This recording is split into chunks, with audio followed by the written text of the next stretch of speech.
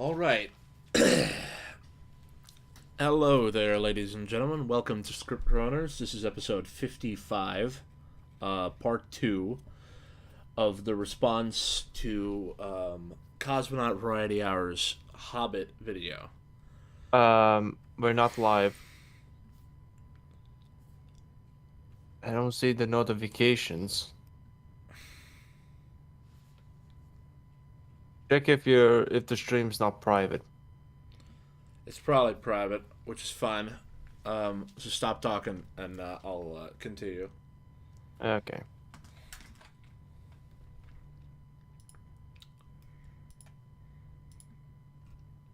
Oh, it's definitely working. It's definitely working. So it's all right. Okay. Okay, why don't I see It's it? working. It's working. It was private. All right. Make it public. So as I said, welcome to episode 55. As you guys probably know, I'm not too big of a fan of Cosmonaut Variety Hour. Neither is anybody else here. We brought on Kaiser to help this time. Say hi, Kaiser.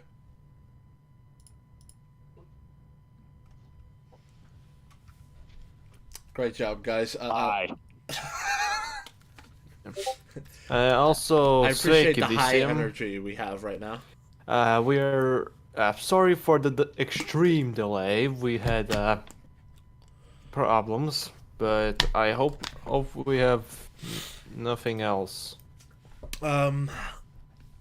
Wait. So. Wait, let me everybo- check if we're.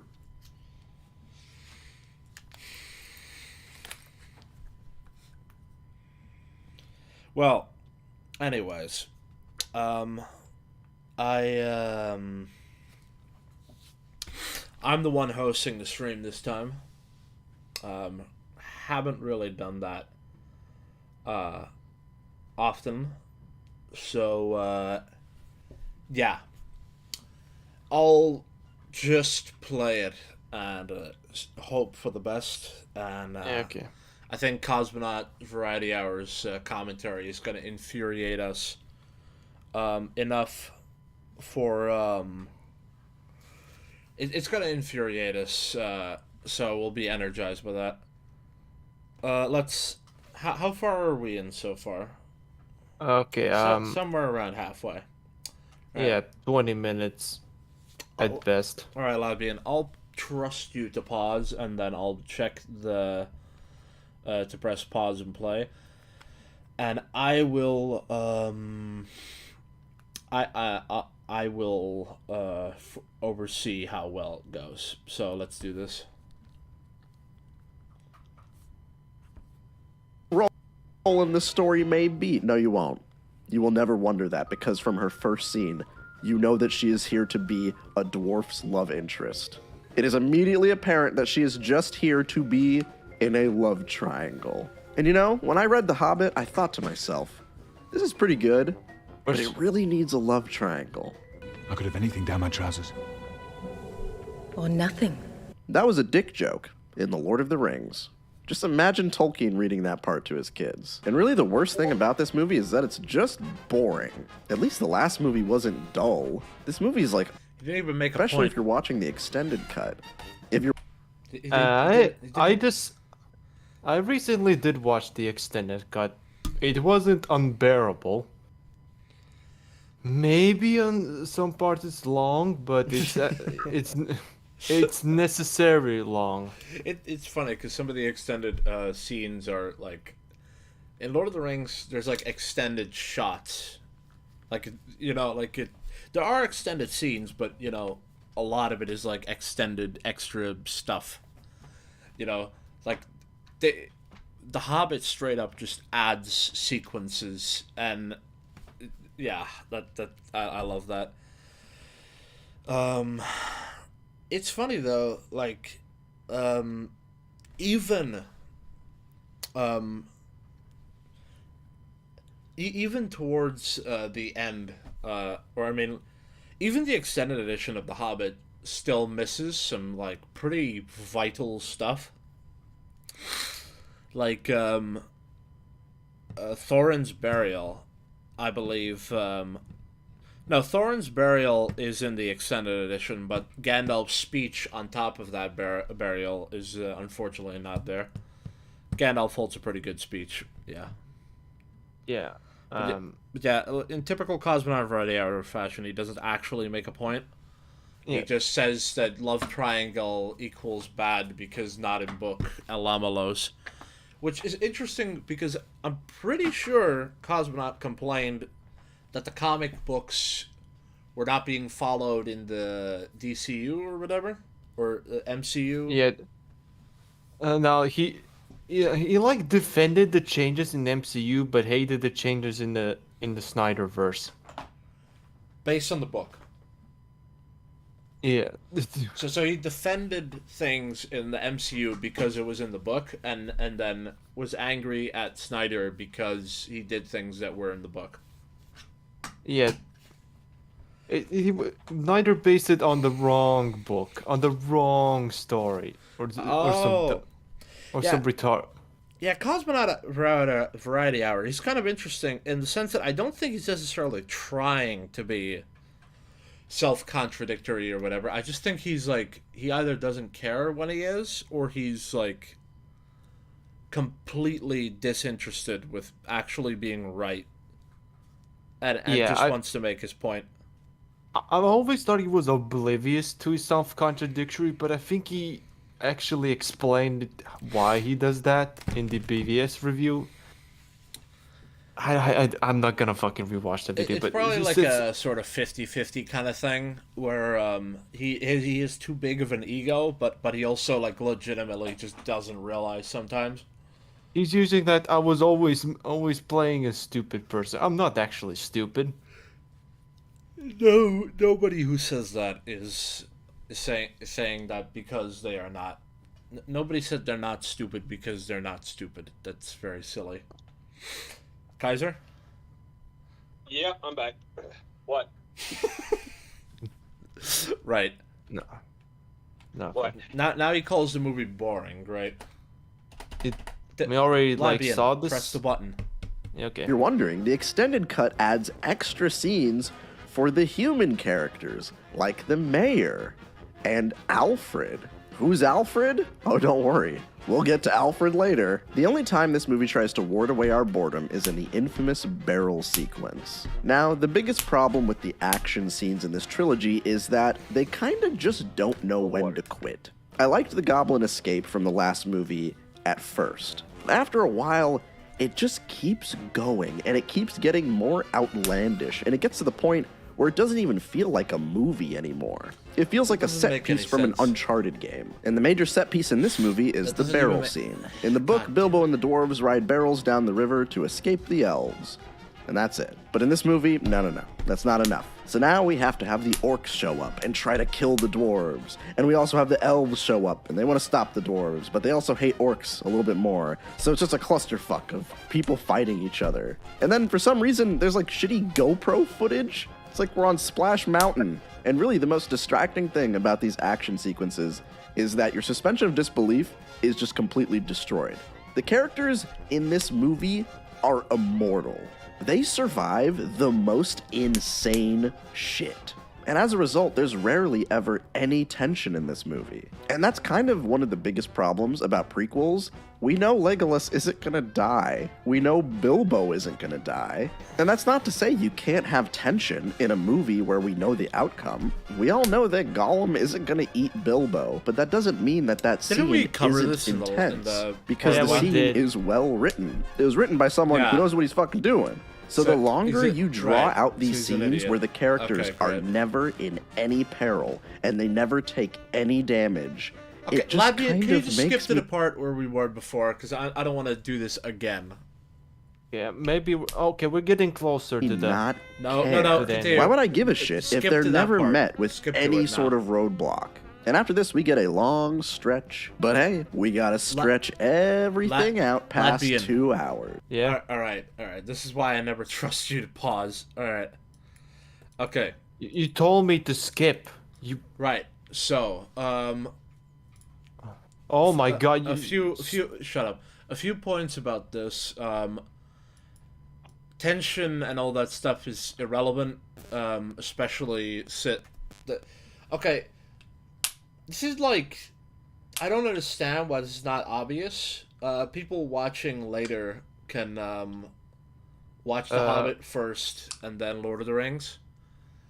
And people who watch The Hobbit first think that they're gonna think that Legolas and Bilbo and everybody is gonna die. And then they watch Lord of the Rings and it's like, oh my god, it's the guy from before, awesome. And they're like, oh, they're not gonna die, cool. So so that point is just stupid. I don't agree with the idea that if you know a character is already dead or is gonna die, that there's no tension. I really don't get that.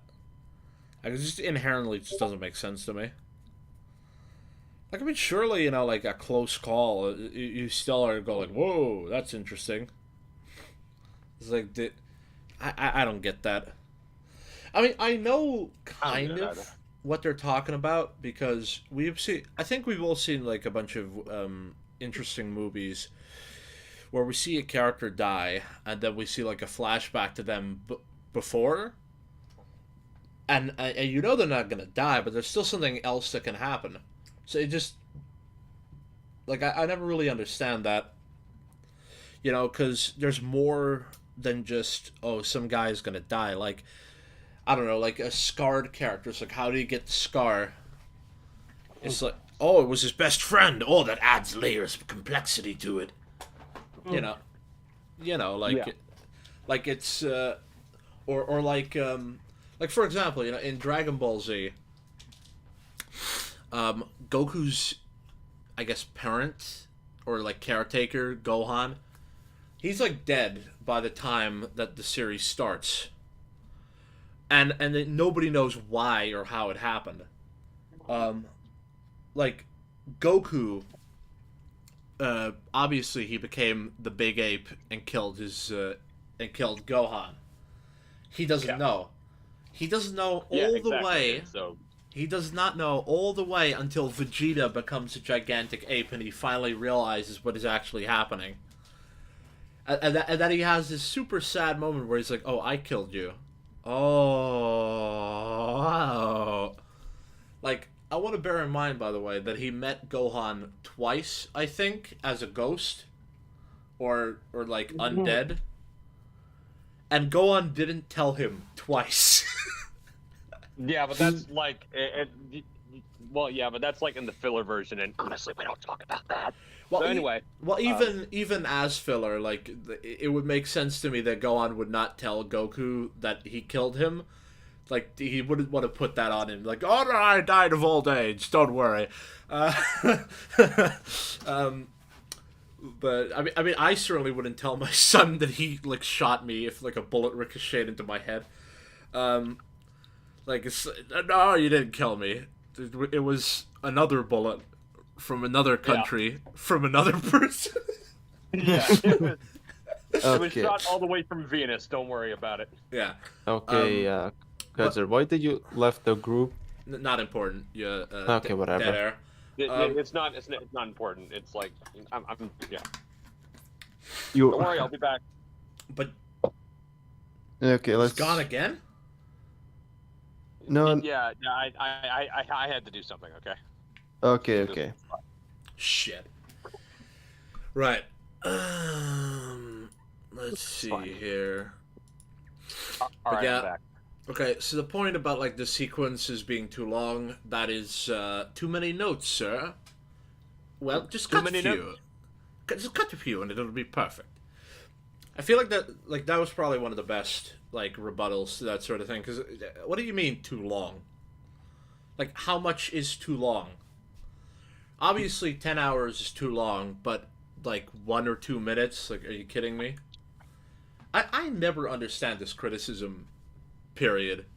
Like, people say that the ending to Revenge of the Sith is too long. How could that be too long? Like, just you seriously gonna tell me that like Anakin as a young man versus Obi-Wan as a also young but not as young man? Are you really going to tell me that that is not interesting to watch? Yeah. Like, what is this stupid shit, man? Is like the oh my that is honestly like just idiotic. Like, it just I mean, like, it's okay. So obviously, the third movie is basically just an endless war at the end, where just a whole bunch of people just killing each other for like for a pretty long time. Obviously, that is kind of gratuitous and stuff. But then again, is that not what's happening? Like, I don't really get that, because like I mean, just take any action movie you've ever watched and try and criticize the final battle for being too long, and you'll be able to tell by yourself how nonsensical that kind of thing is. It's like for it. Imagine if somebody said that the end fight of Terminator, the first one, for example, was too long. It's like, the Terminator's still alive after getting blown up? Come on. Come on, man. This movie really got dragged out. You sound like Darkside Phil. If Darkside Phil reviewed movies instead of games. I just imagine. Well, I mean, honestly, all you would have to do is just become Movie Bob, and then you know, he would become the DSP of films. Nah, they have different styles to their stupidity. Yeah, different styles. Movie Bob. Well, I mean, different styles, the same fucking result. So, like, I mean, Do they have the same result? I feel like Movie Bob is just like a dispenser of random philosophical bullshit, whereas DSP is just an endless vacuum of stupidity. well, yeah, but I mean, like, if you shoot someone in the head with a shotgun, and then you take a Desert Eagle and shoot another person in the head, you're gonna blow both their fucking heads off. So, like, I mean, like, what's really the difference? The difference is that one Movie Bob is acid in your face, and Darkside Phil is like a death injection. So poison. It's all right. I mean, fine, I guess, but I mean, like, you're still gonna get your face melted off by the time it's all over. So, Right. Okay. This is getting dumb. Length, not a good thing to criticize. When people criticize the length of a scene, that's usually like a sign they don't really have a good argument. And also saying it doesn't feel like a movie anymore, and it feels like a yeah, that's just extremely vague. It's like, all right, in what ways does it not feel like a movie? It feels like an Uncharted set piece. What does that mean? Yeah, like, I mean, What does that mean? I mean, we're going down like the Hello Greedo path again, where it's like, how did it make you feel? You know? Yeah, I don't understand why videos like this get any views. It's because people like to they like to be pseudo intellectuals, pretty much. Okay. You know? I agree that the characters are somewhat like they survive a lot of crazy shit, but in the book they also get captured by like 5 different groups, and Bilbo has to save them from 5 different things. So which one is the more unlikely scenario of them surviving? I think we both know who is. Alright, let's continue. I was actually really surprised to see how much movie is left at this point, because nothing happens in this part of the movie. Nothing But hey, happens. We gotta stretch everything out past 2 hours. And yes, I do think it's a very good idea to make Bard a real character, because he's ultimately gonna be the guy who kills the dragon. It doesn't hurt to give him something more to do in this movie. But I don't really need to devote more screen time to seeing his family drama. I don't need to see his rivalry with the mayor. and I don't need to see pointless shenanigans with the mayor and his manservant. He's not actually saying anything. He's barely saying anything. He's like saying nonsense, but No, I get his point. If you don't understand the fucking, his point is too subjective to be actual criticism. Like, if you don't want more of that, then just make your own version where there's less of that. Like, this would be like me saying that that RoboCop is a bad movie because there's too many scenes of them like working on.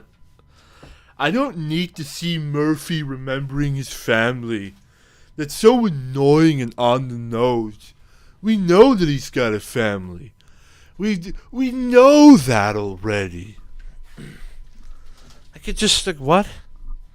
Or like taking the Star Wars and then being like oh, there's too many scenes of Han and Princess Leia in Episode 5. There's too much talking. There's not enough movie. There's nothing happening. The characters just talking to each other. You can use this on anything for any reason at all. Like, you know, like Die Hard 3, not enough gun war at the end. What? What? It's just, oh my god. Again, we will get to him later. But after all that shit, Bilbo and the dwarves finally fucking go to the mountain, and we can get our one scene that's mostly good. Bilbo and Smaug. Much like the last movie.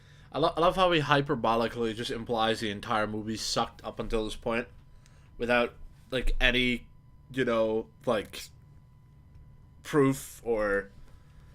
I mean, am I the only one who thinks that the scene with like? Well, actually, you see, he's so vague. I don't even understand what he's talking about. Like, for example, you know.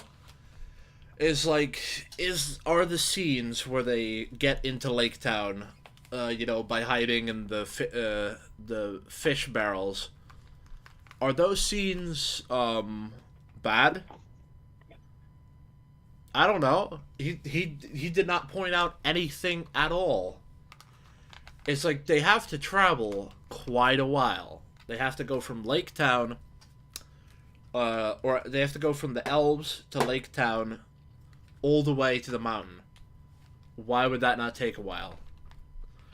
Like, most of the plot in the second movie is them gathering new resources from the ones that they have lost. So they try and acquire, you know, weapons and stuff. Bard even tries to give them a bunch, but they hate all of them and reject them. yeah, those guns look. Oh man. Yeah, I know. You saw that scene. Like, he just gives them a bunch of like used hammers and like, you know, broken items and stuff, and then they try and steal from the armory. Like, it's somewhat. I can somewhat get the criticism that it's like, you know, it takes a long time, but at the I don't know. It's hard to say because. While it's true that they obviously stretch the films in order to be able to be 3 movies, I think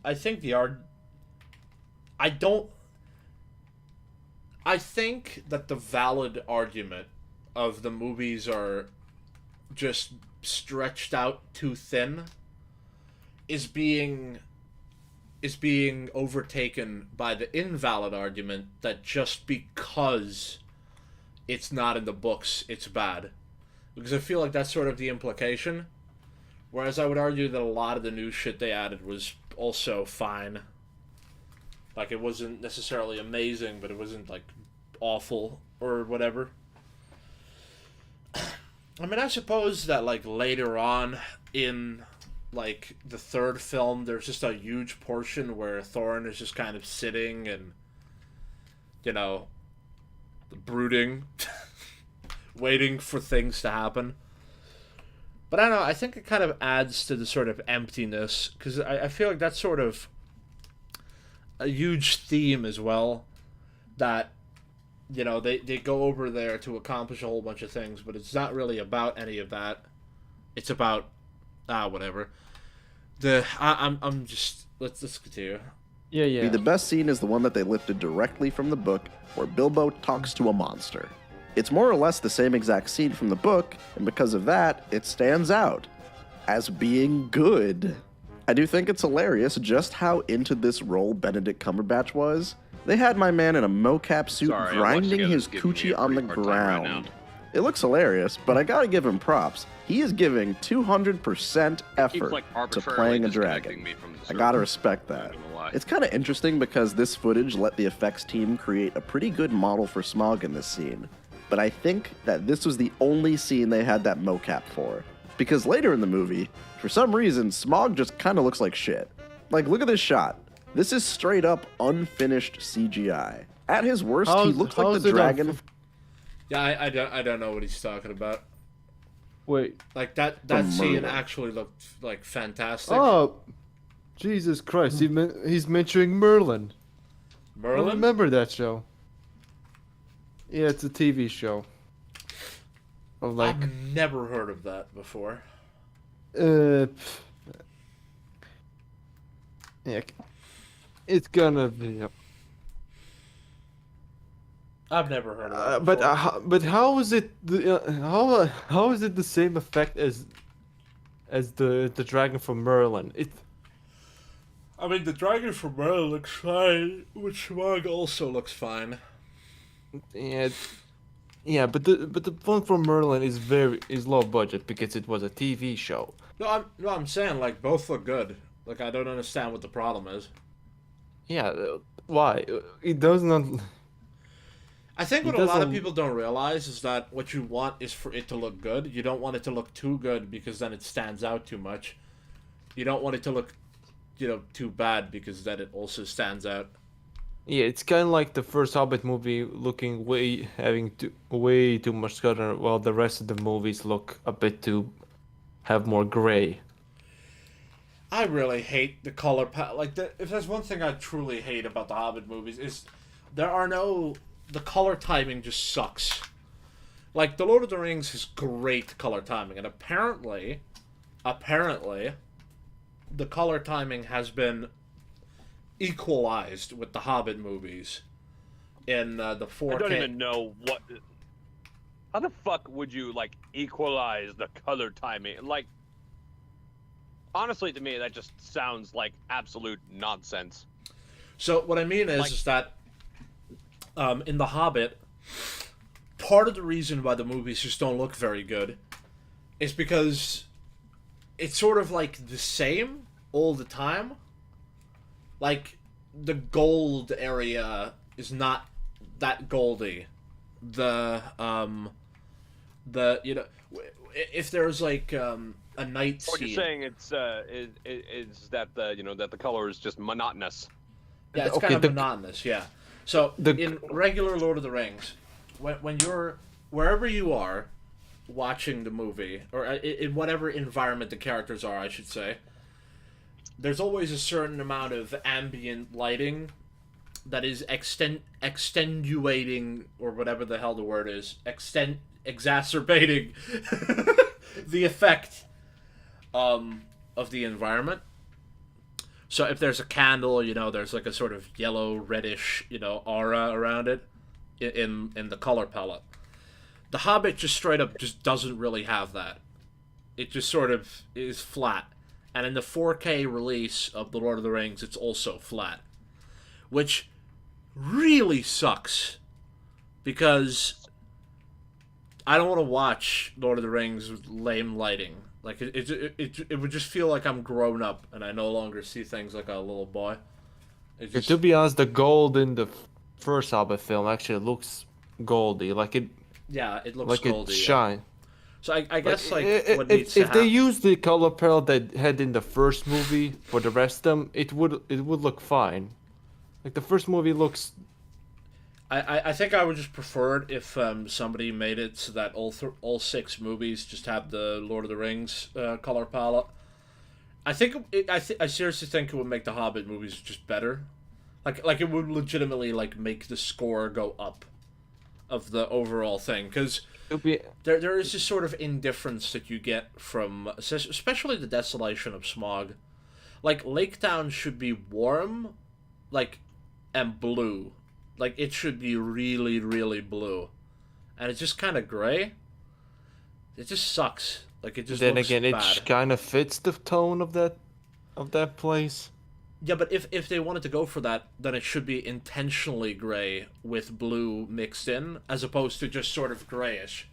Like what I'm saying is that the entire damn movie looks sort of grayish.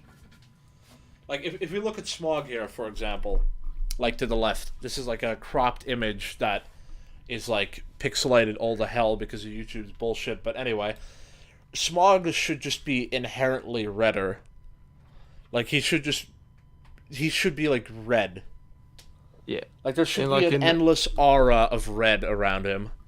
Like yeah, in the like I'm not saying he should look red. Like I'm saying he should. There should be like all kinds of subtle effects applied to him to make him look redder. Is what I'm saying.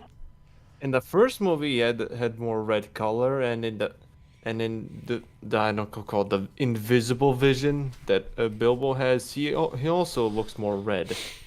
I don't know what happened with the lighting. It feels like they just sort of skipped it in The Hobbit, because it makes everything look worse.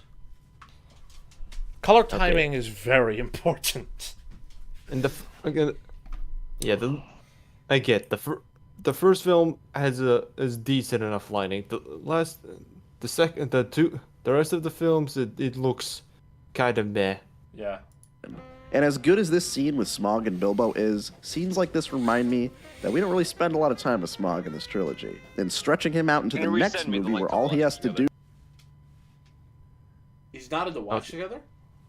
He kind of is. Yeah, because I keep getting like disconnected and kicked out for some fucking stupid reason. Labby, and link him back in.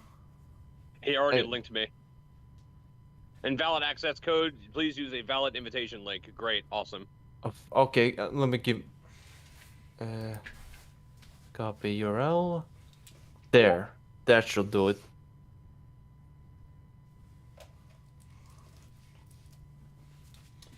Fine. Yeah, I'm back. Yeah. Okay, he complained that the Smaug doesn't have enough screen time.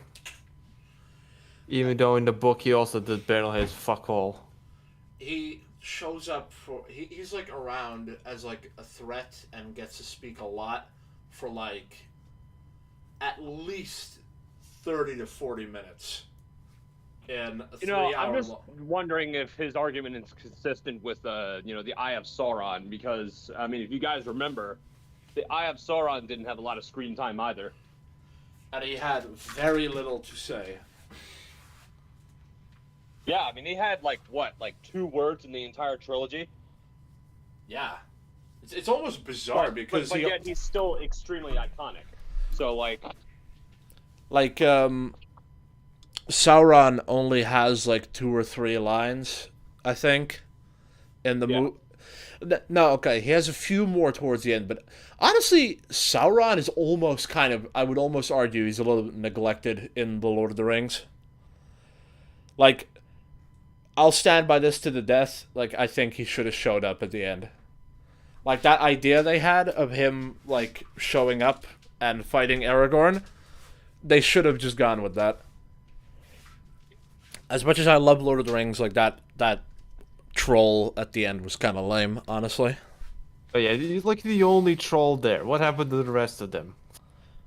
I mean, a lot of them died. Yeah.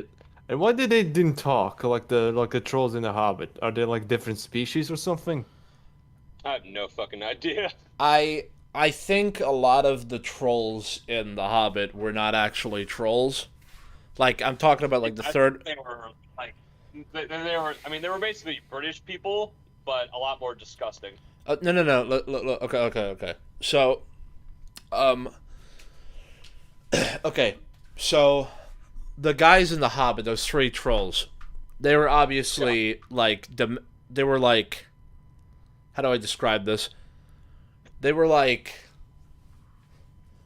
okay, just imagine it this way, all right? We are civilized humans. Somewhere in the Bahamas or whatever, there's some guy in a bush with a spear. That the cave troll is the guy in the bush with a spear, and the civilized guys are the dudes cooking horses in snot. Yeah. Yeah. But it is interesting, though, because it kind of highlights a little bit of a flaw, I guess. Or not so much a flaw, but just sort of a genericalized element of Lord of the Rings. That we have trolls in literal armor. Like, just, like, hardcore. And they all just kind of have the same generic scream. Like, I don't even know how to copy that scream. But they all just had like the same voice, and it's kind of interesting. And there's also like this thing about how the Black Gate of Mordor is powered by trolls, and that's interesting. I don't know, that's like an interesting thing. It's kind of weird how the orcs just control the trolls, even though there's a whole hell of a lot of trolls. Trolls. Yes. Well, it's interesting because the trolls are like big and I don't know. If I was a troll, I'd start an orc movement again and demand like proper payment for the orc troll work. Okay, Kaiser, you left the group again. Again. Is it? What? That was a very lame joke. I made Kaiser? towards the end. What? You disconnected from the group again. All right, well then send me another link. See, I mean, like, this is what I'm talking about. I mean, like, watch the guy that just arbitrarily kicks me out for no reason. Are you watching it from the phone? Yes. Oh, okay, that's the problem. Why would it disconnect me if I'm on my phone? I don't think it's meant for phones. That's fucking retarded. Oh god, everything. We had like 3 viewers earlier. That's kind of nice. Oh yeah. Technically, what happened to those 3 viewers? To be honest, one of them is me because I'm watching the streams to see if we actually talk. Wait. Of course. You want to make sure that we're talking so that you go onto another stream and make sure that we are also talking on there. Kaiser, stop being stupid. Can we, Are you in? Yes, I'm in. Alright. Begin the fucking thing again before I lose my shit. I sent you. It's kind of weird and anticlimactic. They had Doctor Strange. I said I am in. How is it Now begin the thing. How is it anticlimactic for him to die after destroying the town? Like, essentially, that's basically fulfilling the character arc of Bard. That's basically how he dies in the book. He literally dies in the book at. Well, you wanted him to fly away. He keeps praising the.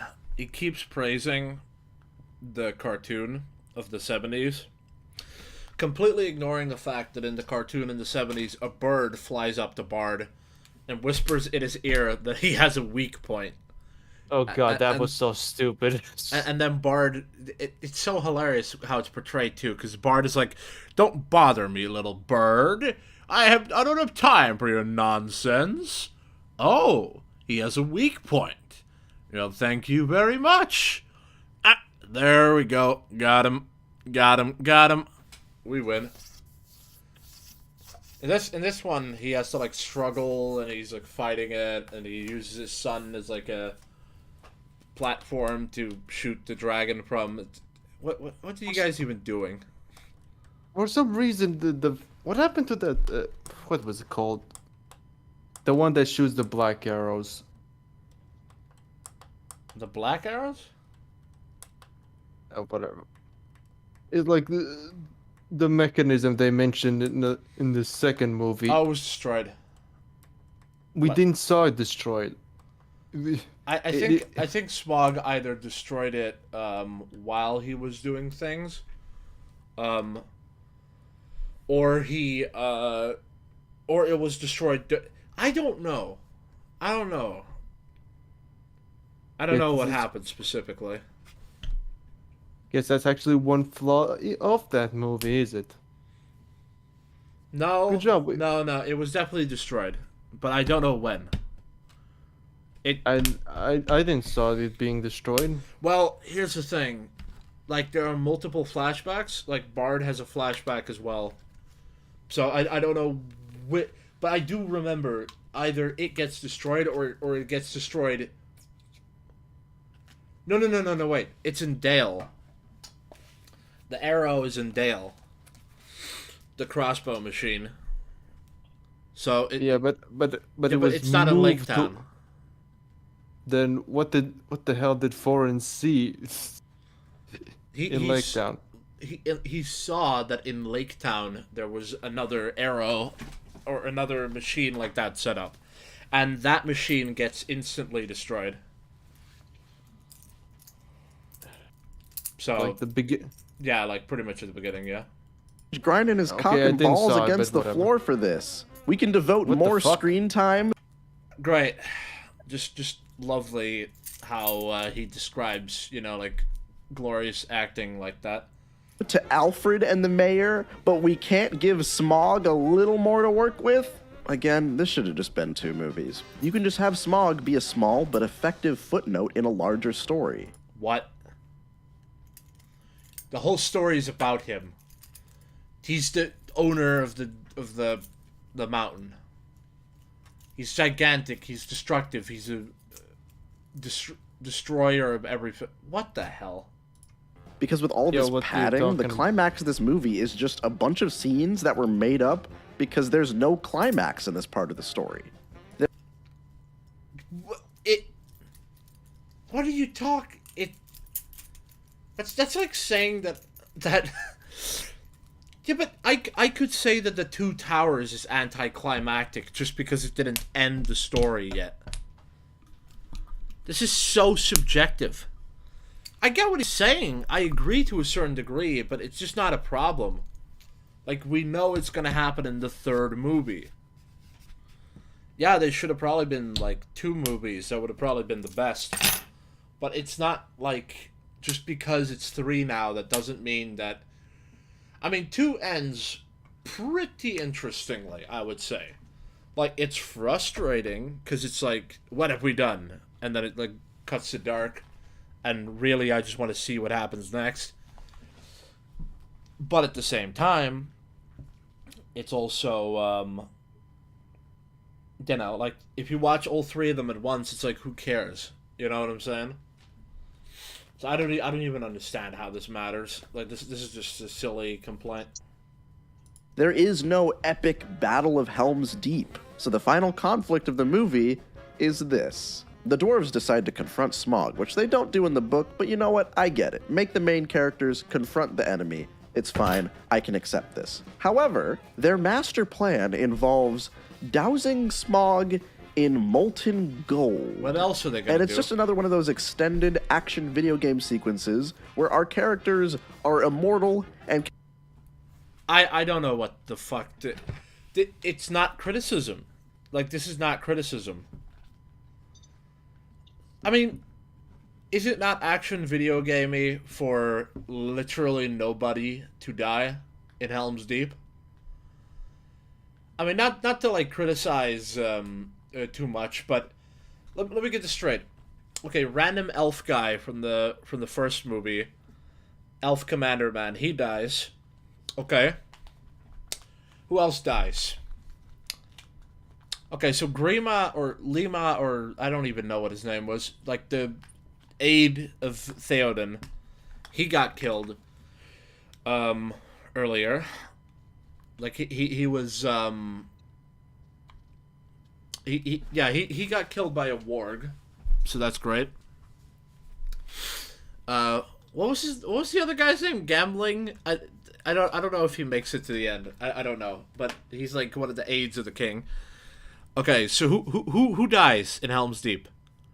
Okay, so nobody? And I'm talking about the protagonist here, right? Okay, Yeah. Aragorn lives, Legolas lives, Theoden lives, Theodred lives, or was it? What was the? I need to watch Lord of the Rings again. What was the name of the nephew commander guy? I forgot. I know that Theoden's son dies, but he's not. The way he's presented, he's not really that much of a character. He's just kind of like a corpse. Like, he is obviously played by somebody, but he has no dialogue, so he's just sort of there to die.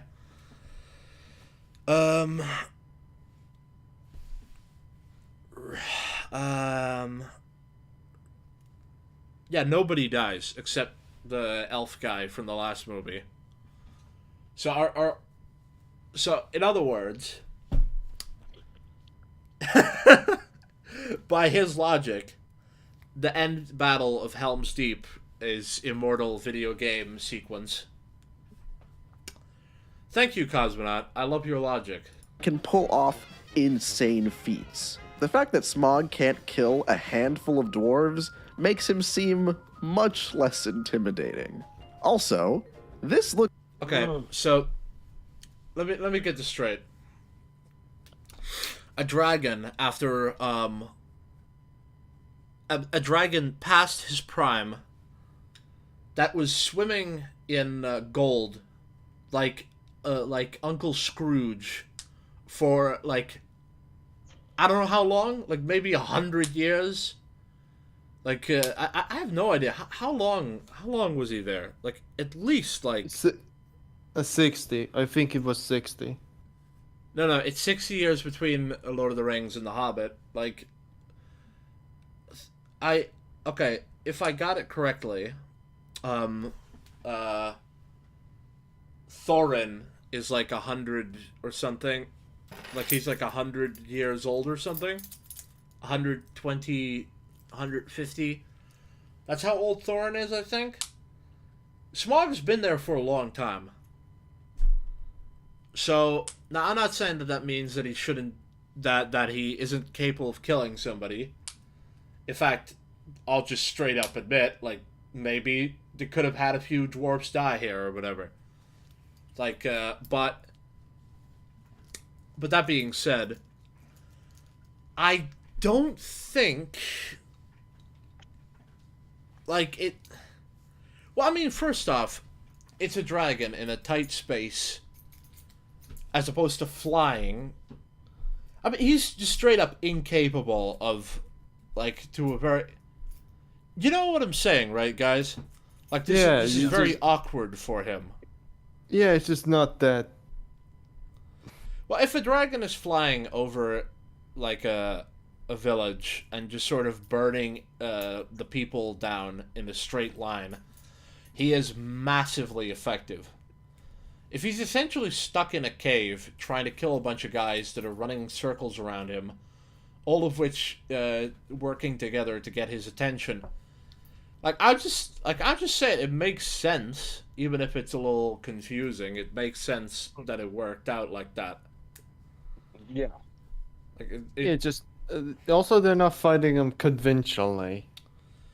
But I mean, like, you know, like when Smaug gets out of the cave and he flies towards the town, there's almost like this triumphant sort of vibe I'm getting from him. Like I think Smaug is full of shit, right? Like, he kind of sucks now because he hasn't like tried to kill anyone in a long time. So when he's like, revenge, I'll show you revenge. It's like, the criticism of that is, oh, he's gonna kill people that are not you. No, I think this is like one of those situations where he's like, oh, I can't win. Or I can't deal with you right now as things are. So I'm gonna just blow up all the people over there, and then I'm kind of gonna come back and kill you. Like, obviously he was gonna come back. Like, after he destroys Lake Town, he's gonna come back and try and kill them again. But I think he was just legitimately just frustrated. Like, he was just like they covered me in molten gold. It's like, all right, I fucked up real bad. I'm gonna go hone my skills in murdering people again. And then when he tries out, you know, with the town, he's like, oh, it works pretty good. Yes. I don't know. I just get like the vibe from the way you got to look at him is like a 50-year-old assassin that hasn't killed anyone in like 30 years. That it doesn't really work, but you get what I mean. He's like out of practice. I think it's funny because I don't know. Smaug has always been a very weird character to me, because I kind of get the vibe that stealing the mountain was a sort of once in a lifetime opportunity for him, and he's just sitting there for years and years and years, covered by gold. What does he even care? You can see it's so stupid, actually. Like he's just lazy.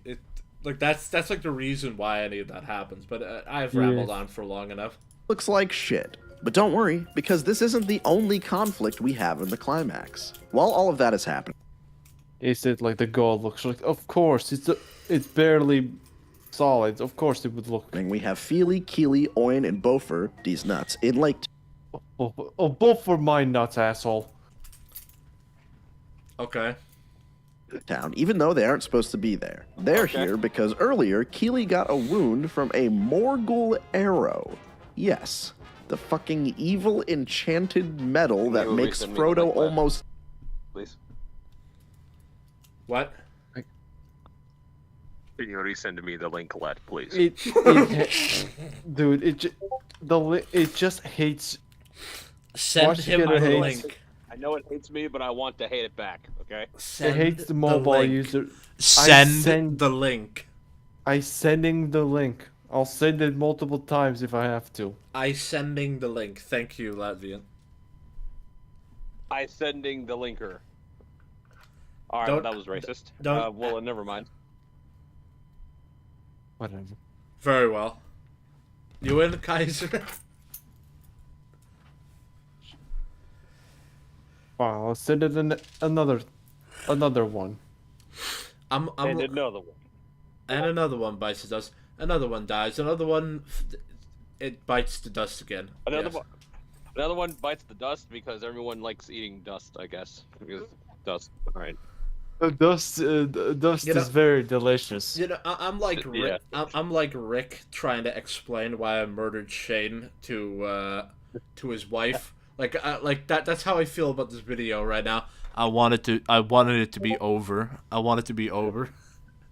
Yeah. All right. Let's and turn into a ring wraith. The stuff that the elite Ghoul King uses. Now we are just giving it to normal orcs. So the regular orc. Yo, bro, I think it's fine. I think they weren't implying that he was gonna turn into a ring wraith. I think they just meant that he was gonna die from the poison. Like, I think we're all good, bro. Shot Keely, and now he's dying. So Sauron sends orcs to go finish off the dwarves because he thinks Thorin and the dwarves are in Lake Town. Now, first of all, I just have to say, I don't know why Sauron has beef with a couple of fucking dwarves. I feel like he'd have bigger shit on. They want the mountain. Yeah, I mean, like, they're literally sending orcs to take the mountain. Okay, so why does Satan want to kill all of humanity right now? Oh, Because he hates them. Yeah, and does Satan hate Donald Trump? Well, I mean, he is human, so yeah. I mean, He hates everybody. Would Satan want Donald Trump dead because he's trying to do good things for America? I mean, I think he'd want everybody dead because he hates humanity. but what do you want, like, special preference for Donald Trump because he's trying to do good things? Maybe. I don't fucking know. Okay, what I'm trying to say is that, like, Sauron is pure evil, and the hobbits could, if their mission is successful, they could be like a serious threat to him. So he wants everybody dead, but he wants them especially dead because they're in his way. It makes perfect sense that Sauron never came to Middle-earth just to kill a few people. I actually only wanted to kill the elves. I'm sorry that we killed so many humans, but you're just in the way. It's like, humans, if you would join me... on his mind. And even though the mountain that Thorin's company Right. wants to get to is right next to Lake Town, and logically, it's the next place the dwarves would want to go, that is not where the bad guys look. Oh, and also, Legolas and Toriel show up to help. Yeah, but they don't know that they're there yet. So now the dwarves that aren't supposed to be here have to fight off the orcs that aren't supposed to be here with help from a... No, they all. See, Cosmonaut's doing that thing again, where where he's like, oh yeah, he's sending the bounty hunter who sends another bounty hunter who sends the bugs to kill Padme. Yeah, He's doing, even though there was like, again where he's doing that thing where where if he words things a certain way, that maybe people will think it's fucking ridiculous when it's not. What's really even- happening okay, is he's mounting a broken argument on top of a stupid argument, on top of an idiotic argument, mixing them all together to create a retardedly fantastical idiotic argument. even though there was like a scene where all the orcs are like looking at the, like at the look at they like they smell the blood of the smell of humans and decide, oh, dwarves must have gone to the town. It's like, Cosmo, do you even watch the movie? Do you even don't watch the movie you're criticizing? Are you even trying? Well, I know exactly how it is. It's very simple. You see, Azog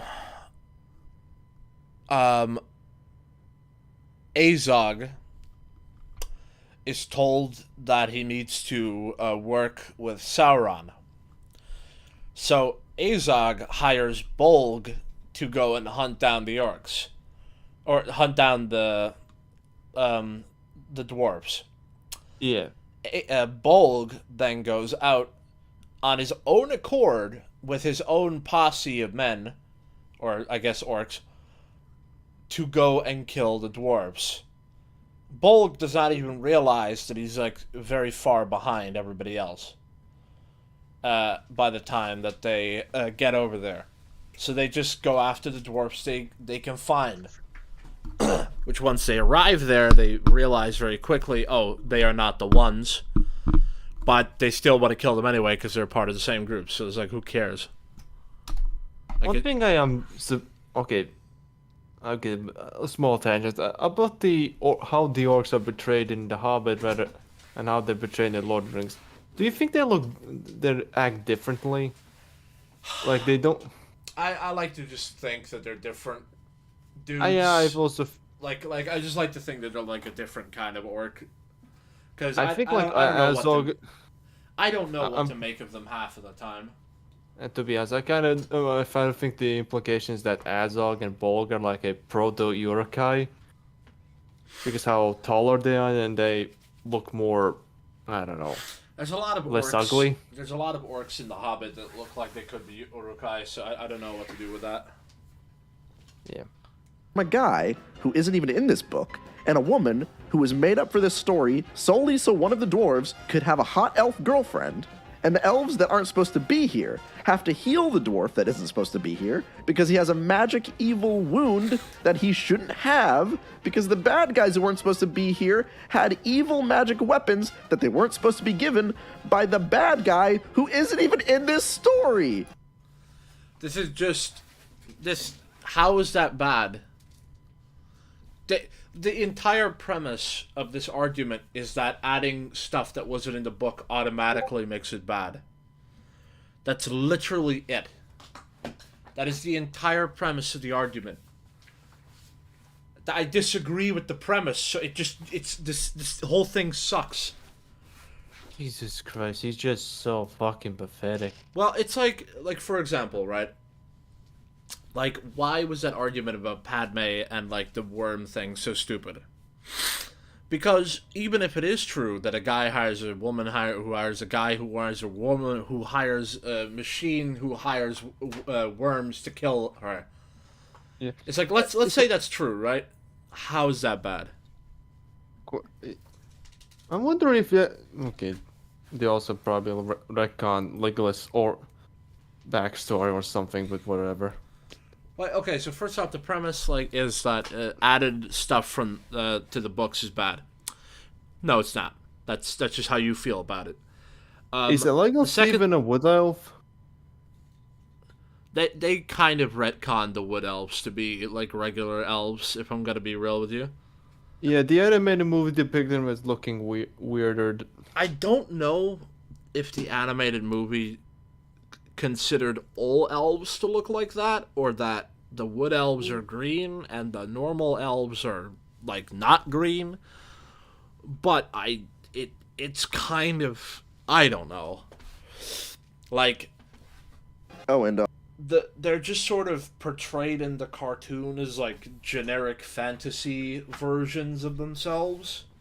Even though that kind of goes against what Tolkien depicted them.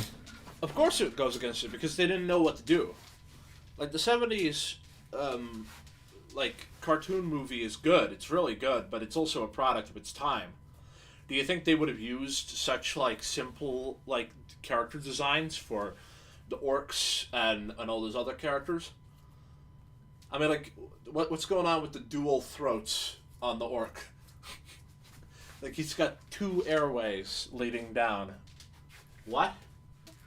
Is he like is he like the, you know, that one creature that like moves around and makes those noises like I don't know. There's a lot of. I don't remember his name. It's that one character from Looney Tunes that spins around and like attacks. Ah, the Tasmanian Devil. Yeah, the Tasmanian Devil. Like like they kind of look like the Tasmanian Devil in the cartoon. Oh yeah, they kind of did. I don't know. It's weird. Like but yeah. Like I much prefer the styles of today, where it's a lot more stylized. But then again, to be fair, they also kind of lose their uniqueness. Like, elves are just humans with long ears now, as opposed to having big noses and a very shaped face. Like, yeah, I suppose there's also a sort of give and take on that. Well, at least they're not black elves. Jeez, I hate that. I've never. I hate. Yeah, we get it. We all everyone hates Rings of Power. Netflix or Netflix is The Witcher. The Witcher, the ugliest black elves ever. It just doesn't. It just doesn't work. It just doesn't work. Yeah, I know you say like racist, but they could have made them like dark elves and like actually, you know, did something with it. Because I know. I'm just doing a joke. Did they ever cast like black people to play like dark elves in some fantasy story? I don't know. I actually don't know. I don't know if they did or not. Because it would be weird. Because you'd have to give him makeup to make him even blacker than before. Oh, okay. Okay, we went way too hard. I think. Well, I don't think it is racist, but probably somebody would call it racist. So let's just continue. Also, who the fuck is that guy? And it would be. I'm guessing it's the Stuntman, one of the. you faggot. Yeah, I think it's one of the dwarves stuntmen. You dumbass. Jesus Christ. One thing, if any of this made-up content was interesting, but it's not. In the last video, I didn't really complain about the changes they made in the movies because the changes made for a better overall picture. I don't care about changes. I care when the changes are made out of desperation to add. Okay, hold on. So, I mean, like, if that's the case, then why are you going on saying that the Lord of the Rings trilogy sucks? It doesn't say he sucks. Is it? Well, then what does he say? Well, he sucks sucks the trilogy's dick. That's. Hold on, I need to check this because I think he kind of criticized Lord of the Rings too. No, he doesn't criticize. Oh, okay. So you've actually seen that. Okay. All right. Oh. He doesn't actually. He praises. Hold on. Lord of the Rings, all movies reviewed. The ultimate review. Sure, buddy. The ultimate what? Lord of the Rings, all movies reviewed, and it has in the thumbnail the ultimate review, and it's only 38 minutes. Yeah, right, Yeah, Cosmonaut. that is not ultimate at all. It's fuck you, Cosmonaut. Cosmonaut, like, his channel needs to be, like, burned. Like, I know it's not physical and real, but it needs to be burned despite that. It needs to be materialized into a physical being and then burned. Yeah, and then, like, put him on top of it, and then burn him like Darth Vader, and like, have it be, like, the episode 6. Okay, we are just... Alright, let's continue this shit before I lose my mind even further. I'm just imagining this horrific footage of Cosmonaut being burned on top of a pile of his own videos. Oh, God. Oh, that is so fucked up, but it's poetic justice. And then you just hear, like, the ending theme of episode 6, and it's like, it's over, finally. I need to kill you. You already did. Add artificial conflict Right. and bring in characters purely for fan Okay, service and to stretch out a movie way past its runtime. These changes aren't done in service of a better story. Did you continue They it? are done to make yeah. Oh, for fuck's sake. Jesus Christ, Kaiser, can you stop? Yes. What do you mean, can I stop? Yes, I'm not doing anything. Yes, Kaiser, please stop having Watch Together glitch out for you. Yeah. I'll just fix Watch Together real quick. Yeah, just call up the people from Watch Together, demand that you get access to code it, and then fix all the coding problems of the website. Yeah. Let me do that with all the coding experience I don't have. You can just learn it, bro. Yeah. See you in 10 hours. All right, press play. Just press play for fuck's sake. Yeah, okay. the movie longer. Legolas and Sauron being in this trilogy adds nothing to the story of Bilbo Baggins, the Sure. Hobbit. I don't even think not even Bilbo about meets Legolas. And this movie really made me realize just how shit this trilogy is. Oh, fuck. This was meant to be the prequel. This was made after the Lord of the Rings trilogy. It's so... Oh my god. If you watch this before, if you watch this before you watch Lord of the Rings, it works out a lot better. Just a lot better. Yeah, it kind of does. Like, its criticism is almost entirely invalid. The only thing I agree with is that it's somewhat stretched. Which, It's stretched, of course, yeah. Which, of course, if it's stretched, means the internet will say that it's stretched old shit and that the movie sucks. I love hyperbole. It's so great. Yeah. It doesn't feel anything like the source material, and it doesn't even feel like it doesn't belongs feel with the like the overall source series. material. In my last video, I spent Again, a lot we're of talking about feelings. Like how it just feels. Oh man, this this feels so authentic, because it's it's part of the feeling, and it's all feeling. Like, stop feeling things. You're not a woman, first off. Well, actually, you know what? Maybe you are. I mean, like, maybe your balls shrunk a long time ago, and maybe you're just trying to cope with it by making shitty videos like this. But, like, come up with an actual criticism for once in your life. Thank you, Cosmonaut, for, look, you're right. I'm sure Peter Jackson should have come to you and asked you to describe how you felt when you read the Hobbit book, and then make the movie like that. Like, especially just add, like, your own imagination of the characters. You probably imagined the entire cast to be black. It doesn't feel like that's not criticism, so thank you for proving that the movie sucks by saying it doesn't feel like how you feel it should be. of time praising the simple and effective aspects of storytelling in the original trilogy. And it's because of stuff like this, it's clearly not easy to pace a 3-hour movie appropriately. Even the guy who did it well 3 times in a row can't keep it up under these circumstances. So yeah, this movie stinks, I don't like it, and I don't think I'll ever watch it again. So I'm gonna give it a bad out of 10. Let's see if things can get any worse. What amazing criteria to criticize things under. So at last, we are at the final film. Criteria for this shit. Actually, that's a huge problem. Every single movie, like, reviewer, apart from I don't know, fucking like JJ plagiarisms or some shit. None of them actually come up with criteria to like review these movies on. They just sort of like base it on, you know, like arbitrary criteria that nobody knows about, but yet they're speaking about it as if it's some sort of like unspoken rule, you know.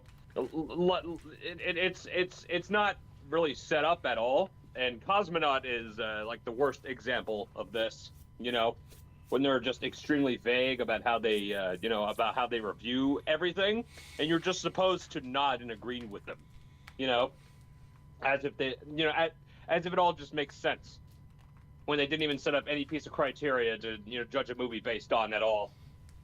Yeah, it just sucks. Like, it's incredibly stupid. Incompetent to the max. Film, the last Lord of the Rings movie we've ever gotten. And honestly, it's just about as bad as the last one. I've actually never seen this movie up until I made this video. I was not convinced that it would be worth my time, so I have not watched it until today. And I couldn't even rent this movie. You didn't watch it until now. You watched the first two and then was like, nah. Just, how are you even equipped to review it then? If you don't want to watch the third movie of a trilogy because you felt like the second one sucked, then you should not review the third one, period. You should not. You're doing this for money. You're just doing it for money. And I guess for hate watches or some bullshit like that. You're doing it for money and views. Well, I mean, not only does this make him an extremely incompetent movie reviewer, it also makes him pretty much a sellout, actually. A complete, you know, extreme sellout, yeah. Like, obvious sellout. I feel bad for your integrity. You lost it somewhere like 10 years ago. I don't know. Well, somebody has to feel bad for his integrity, because I sure fucking don't. I don't even think he had any to begin with. I don't think he. He probably the first did not. The first video I ever saw him was him complaining about the Star Wars Rebels, and from here he's gotten worse.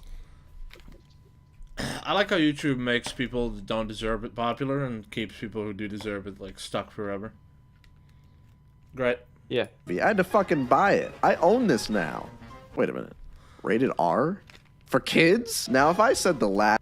Rated R for kids? That's not Amazon being... Yeah, that's Amazon being retarded. I think that's an error on the website's part, actually. Yeah, that's a fucking arrow. That I like how you put it.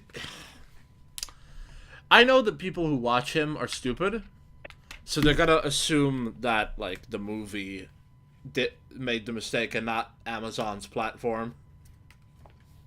Great, just great, glorious. Last movie doesn't have a lot of things to adapt. This is the one where they really took it too far. Because the entirety of this section... Yes, they took it too far. They took it way too far. They took it so far that it's the exact same as before. ...of the book is just Smaug dying immediately, and then Bilbo sleeping through the final battle. So, like, how do you make that into a movie? This movie basically... There's a lot more than that happens. There was a bit more... Did you read the title of the actual movie? It's called The Battle of the Five Armies. They had to add that battle scene. They could... Yeah. It was okay that they didn't fully show it in the book. It was fine also not showing it in the anime movie, because it followed the book more closely. But they had to show it in this movie, because... First... It's stupid, yeah. It's fucking stupid. It was like, how do I put this? Like, there was a cut, or in a fan edit, of the Hobbit movies to make it more accurate to the books. And the part that I just really could not get behind was that after Bilbo gets knocked out, the movie just ends. Like, it just skips to when he wakes up and Thorin is down. I'm sorry, you can't do that. You just cannot do that. It doesn't work. Like, it doesn't work for the movie that it already is, and it certainly doesn't work as a valid thing to do in a movie. Like, I think people get way too hung up on, like, source material and then, like, act like it has to be like that every time. And they don't give a shit about adaptation. Which is probably why, like, you always get complaints, because you just got people who cannot understand that it has to be different.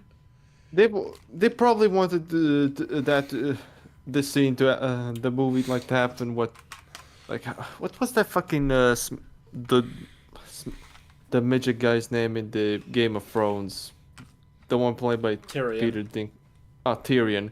When like, I think it was in season 1 where like had a battle, and he got knocked out pretty soon, like at the start. Uh-huh. Do people want that? Well, that's what happens to Bilbo. He gets knocked out, but we actually see what happens in the movie. We don't wake up with him and then, like, everything is already over. That's boring. And not a story. That's not a story.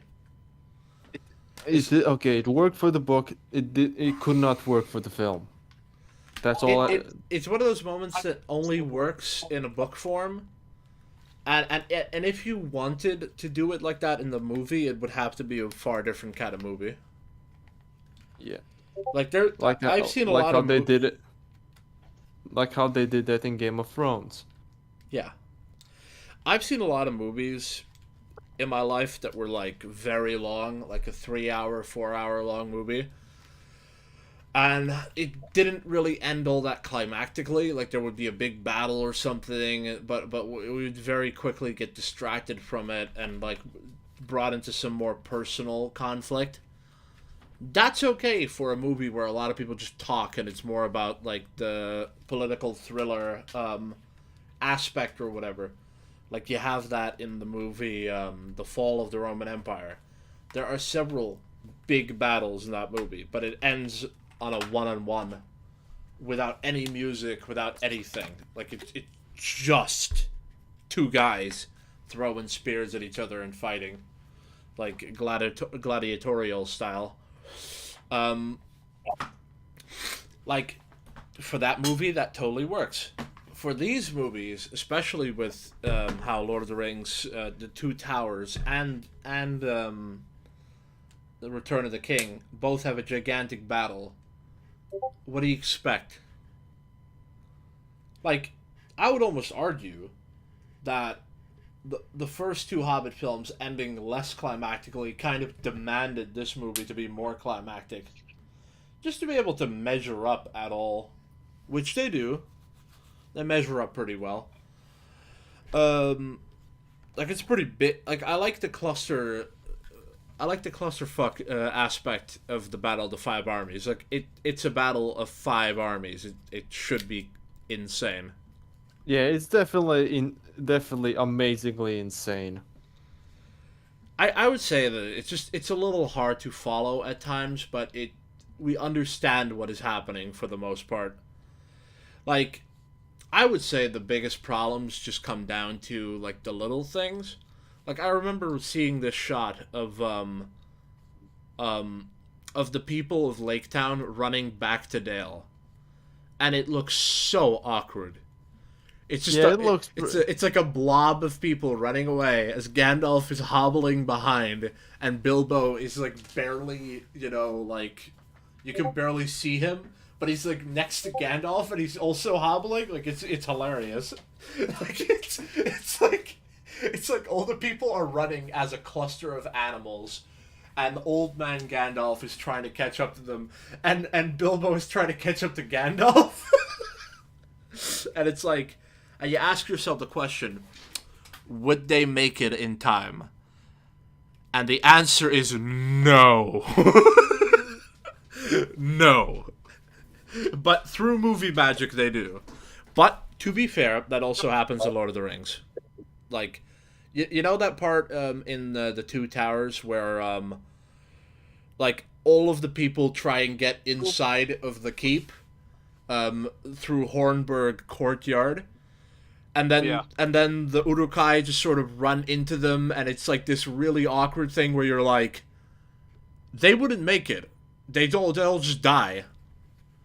Or rather, they wouldn't make it. Not all of them would make it. Like I think Aragorn and Faramir would have made it. Wait, Faramir. And Aragorn.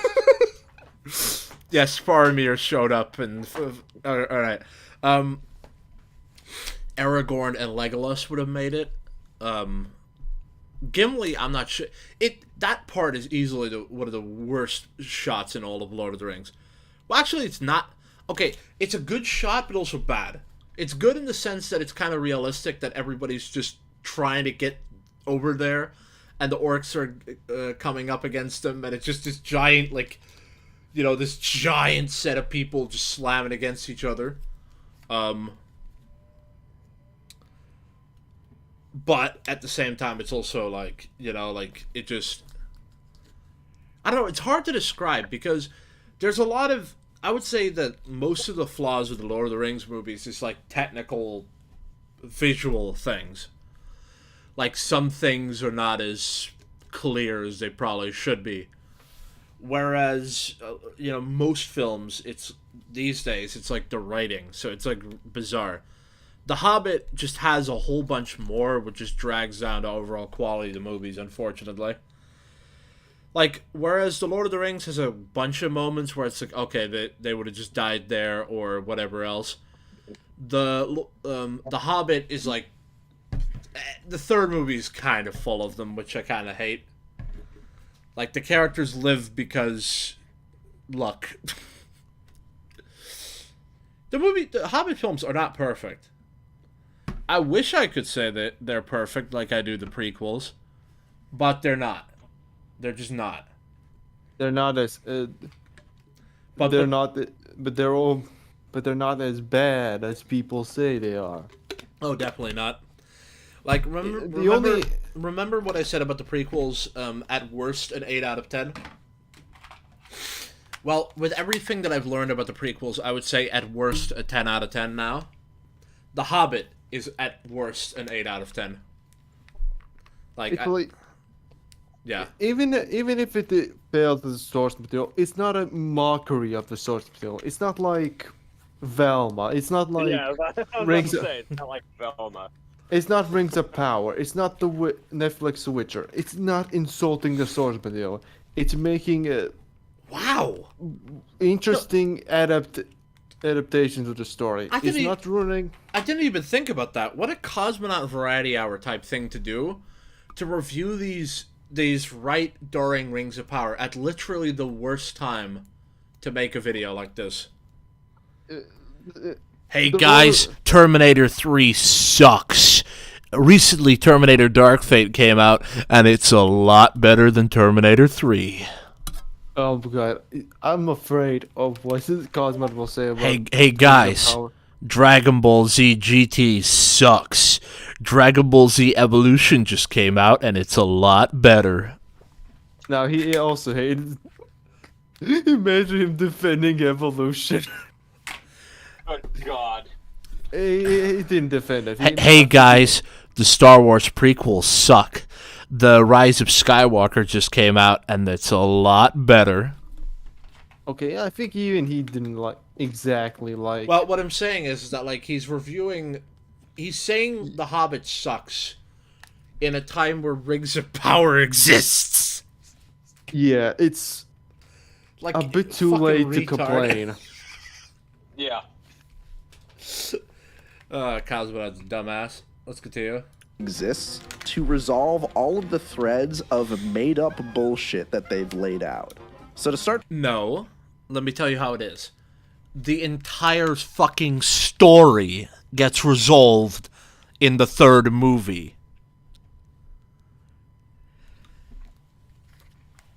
He is like legitimately one of the dumbest people. Like he does not deserve the platform that he's got. Like he just doesn't.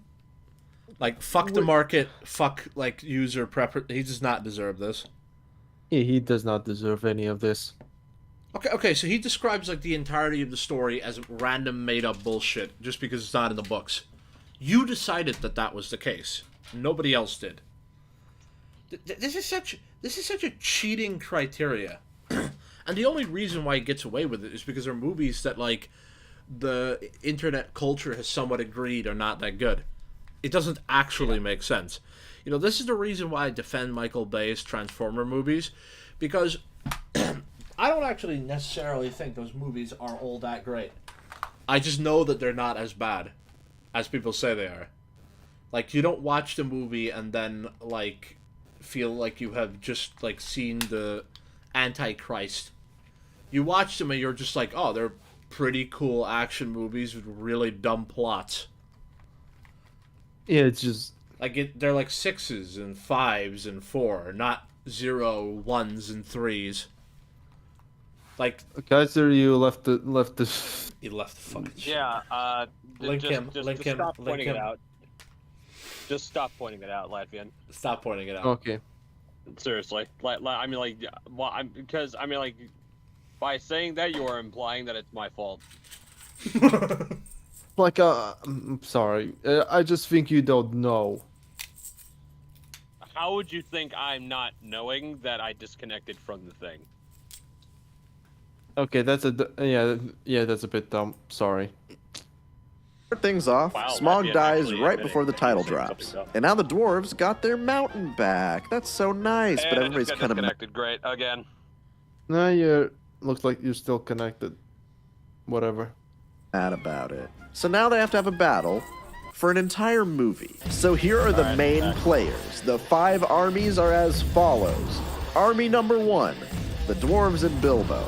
Like I said, Bilbo's kind of not supposed to really be a factor in this battle. In the book, Tolkien makes a point to show that That's this the whole book. conflict is stupid. I simply do not understand war. And yeah, Bilbo doesn't sleep through the whole thing, but he really doesn't. Would you just want Bilbo to walk up to the war and, everybody's dying, and then he just takes off his clothes and just goes like, I don't understand war, and then just walks off as everybody murders each It's other? just he just awkwardly takes off the fucking armor like it was a jacket. Look, I understand what Tolkien was trying to express, but if you're in the middle of a gigantic fucking war, there's only 2 options. Leave or fight. Sit and watch is the dickhead move. It was the dickhead move.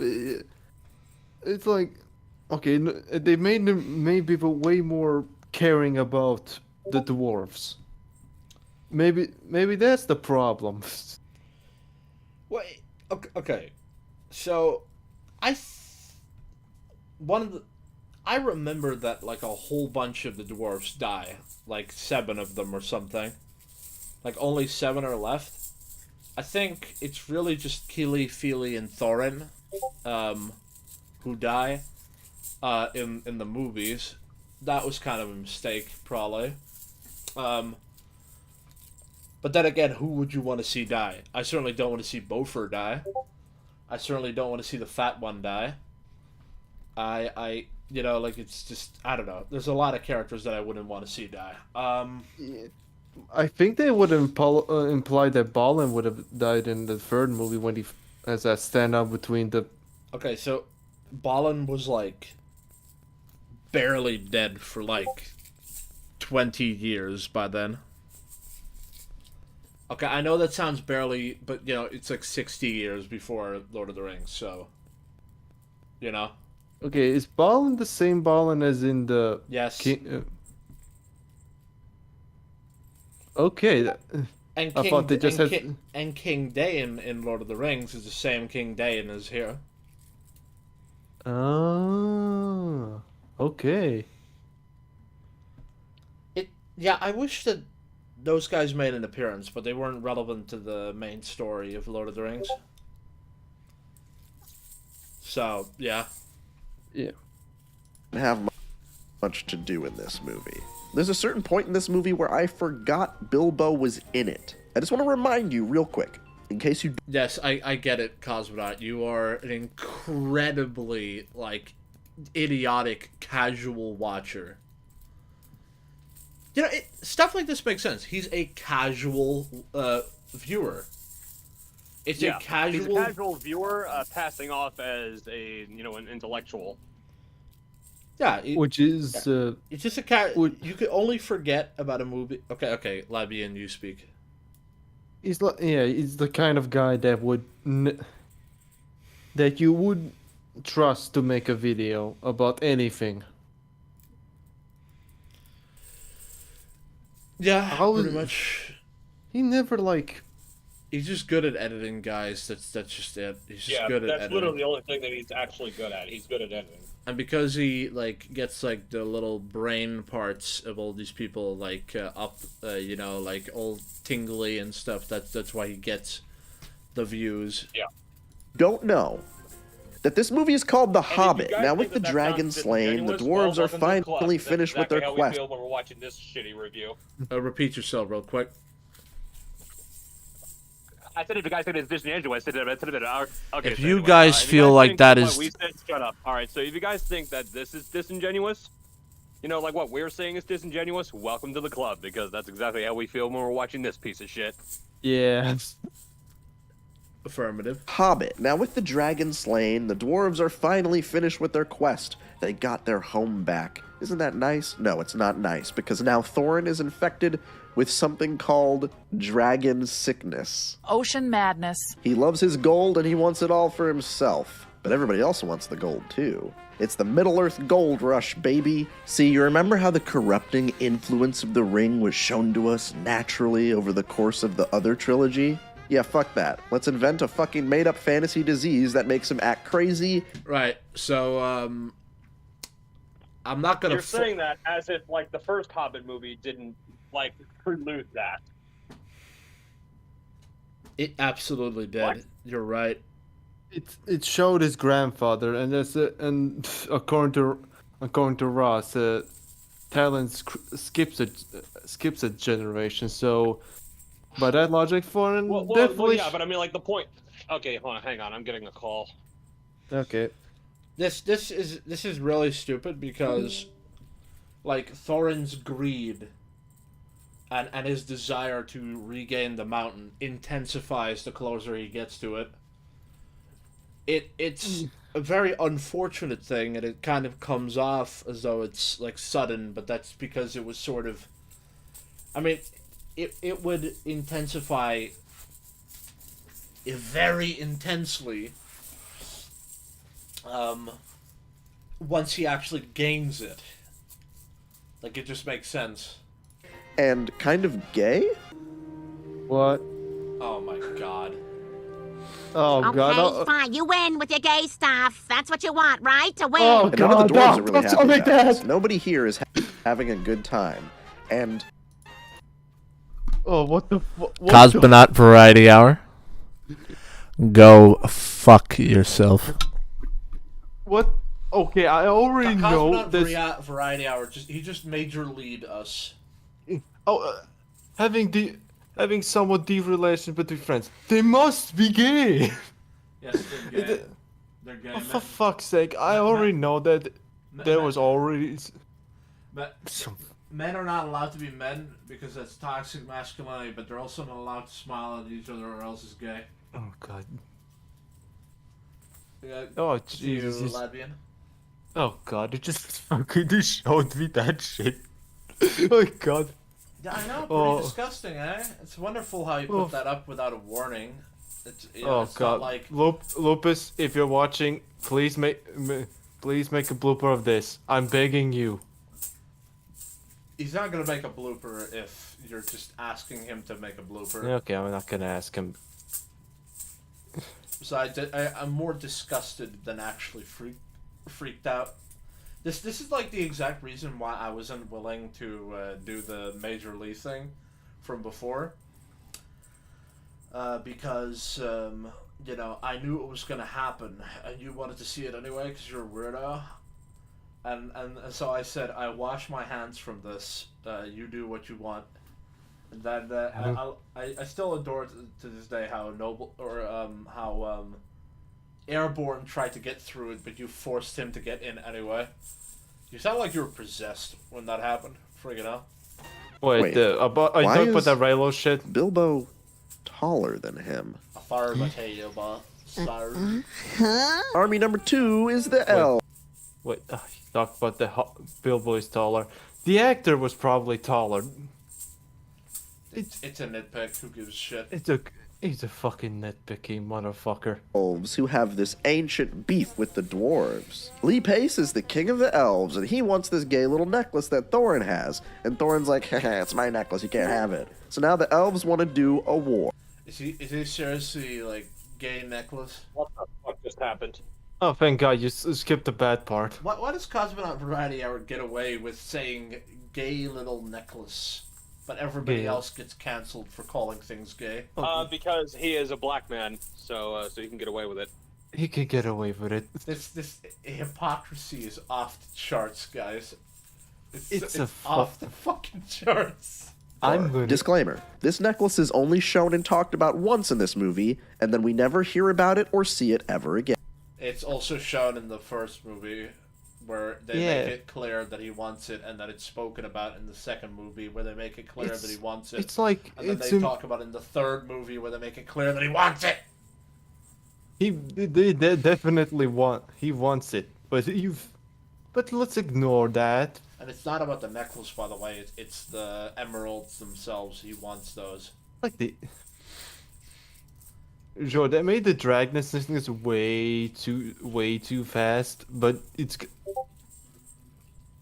The lead up to the dragon sickness is slow, but once he actually gets it, he goes very Here's quickly. the thing. I mean, like the dragon sickness was actually, like preluded to in the beginning of the Hobbit trilogy. So, I mean, I don't understand why that wouldn't come to fruition now.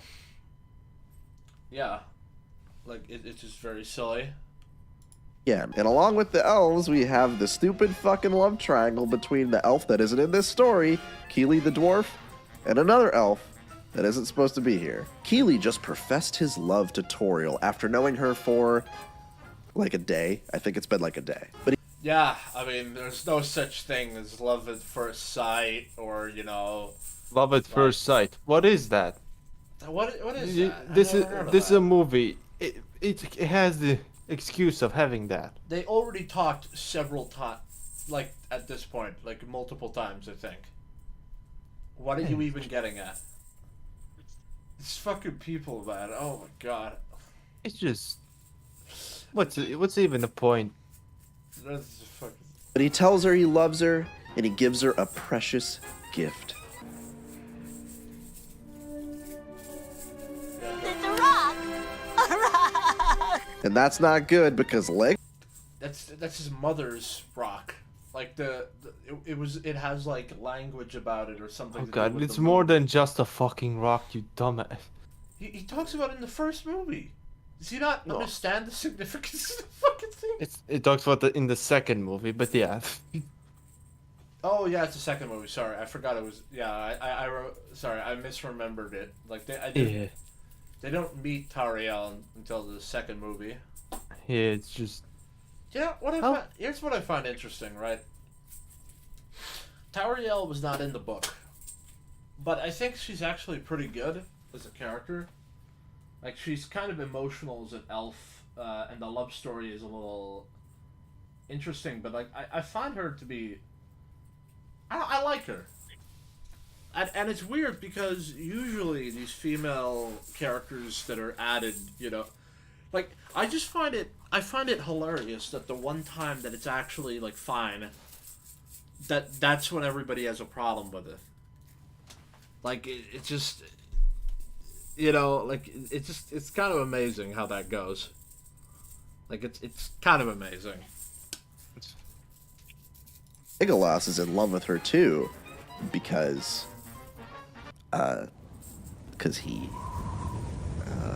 He's in love with her because they were before she met the dwarf guy. Oh, they were going to be together. Like yeah. Or either they were going to be together, or he fancied being with her. It's just. And then he just sort of goes like, "Oh, you like him? All right, fine." So like he's a casual viewer, guys. He's just a casual watcher. just a casual viewer. Nothing that Cosmonaut says fucking matters. Army number 3 is the CGI orcs. The big bad white orc has this the orcs, because there was CGI in Lord of the Rings as well for the most part. Do you think that the hundreds of thousands of orcs that we saw were all actors? Do you really think Peter Jackson had the money to get like hundreds of thousands of orcs? Well, he had Fuck yourself, Cosmonaut. Get fuck off. Yeah, get fuck, Marcus. Jesus Christ. Does he even... Who knows? Maybe him getting fucked will actually make him a better movie reviewer. Oh. Seriously, it's like, does he actually think that the hundreds of thousands of orcs assaulting Minas Tirith was practical? I can't take this seriously. Like, this is like the reason why the clone troopers all being CGI criticism in the prequels doesn't work. It's because it's not any different if it's up close than if it's from far away. The different, like, especially once it's 2013 or whatever, and we can render that shit easily. Like, this isn't 1991 where it just looks awful. Like, I don't understand the problem. Like, again, it's the lighting that's the problem. Most of the orcs look just fine. Like, most of them. There are a couple that I agree are kind of silly, but I don't know. Yeah, actually, the weird ones are kind of like... They do a lot of funky things with the orcs. I do know that. Like, I think twice an orc is beheaded, and their head is still alive for like a second, as they... I don't know. I don't know how to make sense of it. I'm guessing Peter Jackson trying to implement these old days of horror. Yeah. Because there's like a goblin who gets beheaded by Gandalf, and then he like looks around and he's like, "What's happening?" Then his head just pops off. It's kind of weird. But it also happens in Lake Town. Like, a guy gets launched from a boat and flies up. Legolas cuts off his head. His head is on Legolas' sword, and he's like looking at him, and he's like, "Eh." Like, I don't know why they did that. Ongoing grudge match with Thorin, and the other one has beef with Legolas because they like fought in the last movie or something. I don't know. They just really... Yes. When soldiers fight each other, and it ends in a stalemate, and they're both parts of enemy factions that want to kill each other for different goals, and then they meet each other again. Like, it's just no motivation. Why would you have motivation to fight a guy who fought before, kind of kicked your ass a little bit, and kind of like, made things difficult for you? It's like, there's no such thing as, "Oh, you again." No, it doesn't happen. You see him again, you're just like, "Oh, hey, it's that guy again. Oh, I'll kill you." This doesn't make sense, guys. This is categorically retarded. They need stuff for Legolas to do. I don't know what to tell you. They want in on the battle too, and they're being told to do this by Sauron, who, again, I can't stress this enough. Why is he here? Don't you have shit to do? Army number 4 is the humans. They just got their town fucking wrecked by Smaug, so Bard goes up to Thorin and he's like, "Hey, Thorin, since you woke up the dragon and you ruined our home, could we have like a little bit of cash?" And Bilbo is like, "Yeah, Thorin, we did make a deal with them. How about we give our good friend some money?" And Thorin's like, "Fuck that nigga." So yeah, this subplot would have been fine. It makes the most sense. Bard... How is this motherfucker allowed to get away with this? The fucking double standards are fucking ridiculous. Completely ridiculous. He's allowed to do it because he feels like it, and that's it. It's just bullshit. Anyway, when it comes to the whole Thorin won't give up the money thing, it's pretty obvious that if he lets them in, they're just going to take whatever they want. Like, they can't stop them. There's 12 of them. Like, so of course he, like, boards up the door and locks them from being able to get in. Because he knows that King Dain is going to come and like, actually, reinforce the castle. So he's holding out for them. And after that point, he probably would maybe actually give them something. The dragon sickness just kind of adds to his I have to defend my family's treasure aspect of the story. Thorin looks way too much like my uncle. Did go out of his way to help the dwarves, and now Thorin's being a fucking dick, so of course they'd be mad at them. This mostly makes perfect sense. Except for some reason, the human storyline is tainted by fucking Alfred. He's like some comic relief Grima Wormtongue. He's the most annoying fucking character out of all of the movies in the entire series. He's not funny. He's not interesting. He has more lines than a majority. So, this is just Jar Jar Binks again. I don't like Alfred him. is meant to be hated. He's meant to be hated. Yeah, he's meant to be considered like a obnoxious fucking guy with the most punchable face ever. I swear, he looks like one of my former classmates. Jesus. What are we talking about? Alfred. I feel like Alfred is. I would have liked a redemption arc, or maybe have him live in the end, or whatever. But I don't actually think that he is. Okay, let me put it this way. Most of the time he's obnoxious. Sometimes he's really funny. Sometimes he's really funny. Like, yeah, he is funny. Abandon the Cripple is easily one of my favorite, like, moments in the movie. I love that. Yeah. Like, don't you love how he deliberately pushes over the cripple people? Yeah. Like, he just goes out of his way to push. Like, they were walking, like, this old guy is, hobbling to safety at a just fine pace, and he just pushes him over and says, "Abandon the cripple." And also that he says that he has more courage because he wears a corset. That's the funniest. His death was absolutely funny. Same with the Baron. Yeah, he got, the Baron, the dragon just falls on him. It's just funny. The deaths are. I like, you know what it is, right? I think the legitimate criticism is that both Alfred and the Baron are kind of cartoonish villains. But at the same time, it's like,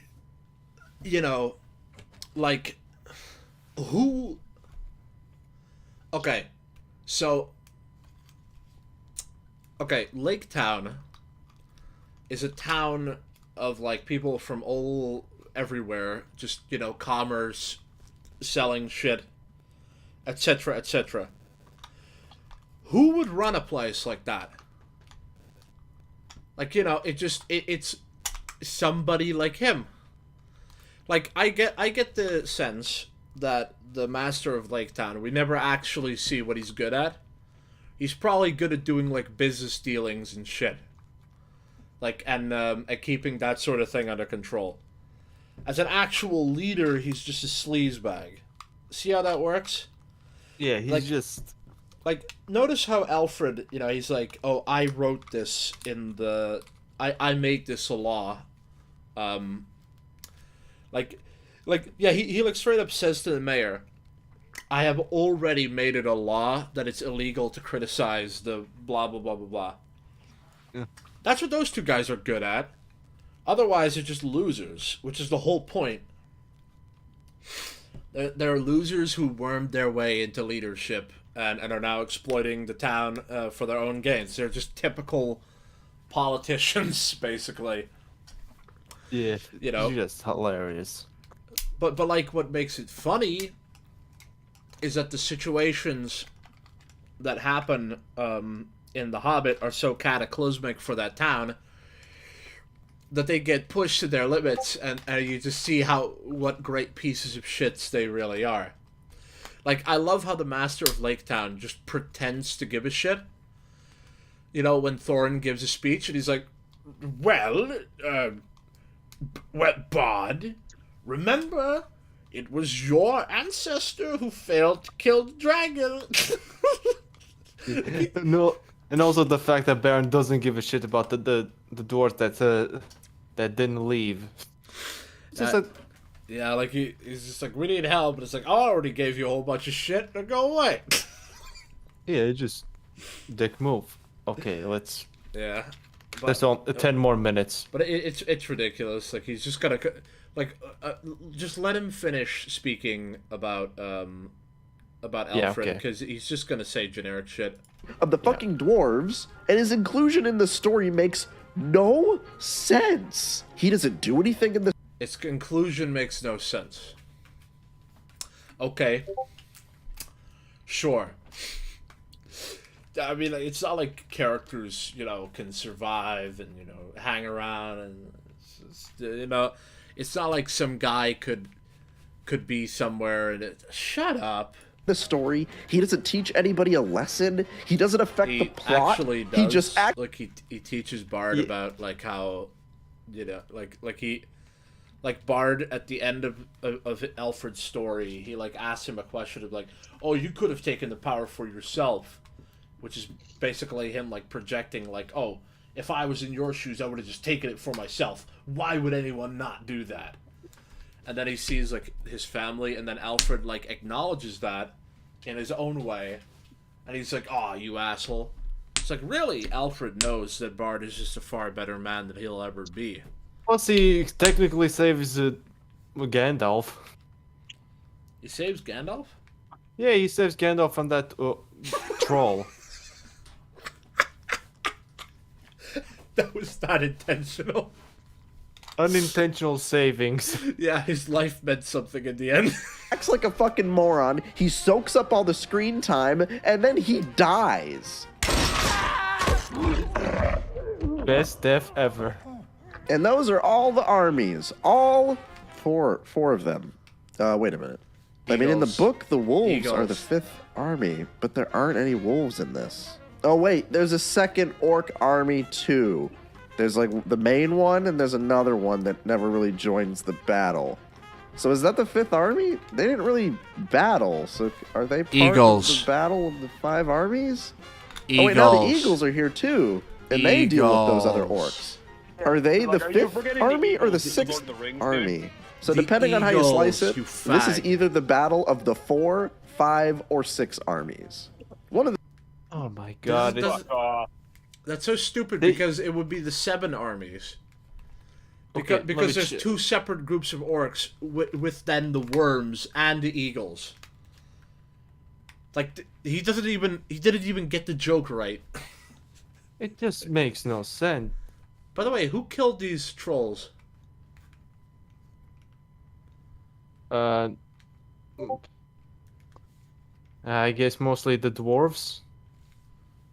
One of the biggest problems with this movie is that the Battle of the 5 Armies is stupid.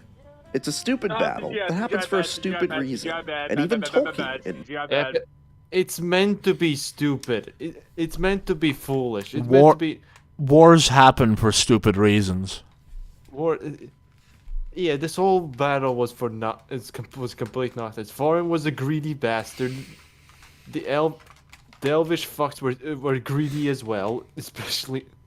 I'm disappointed the Elven King didn't die at the end.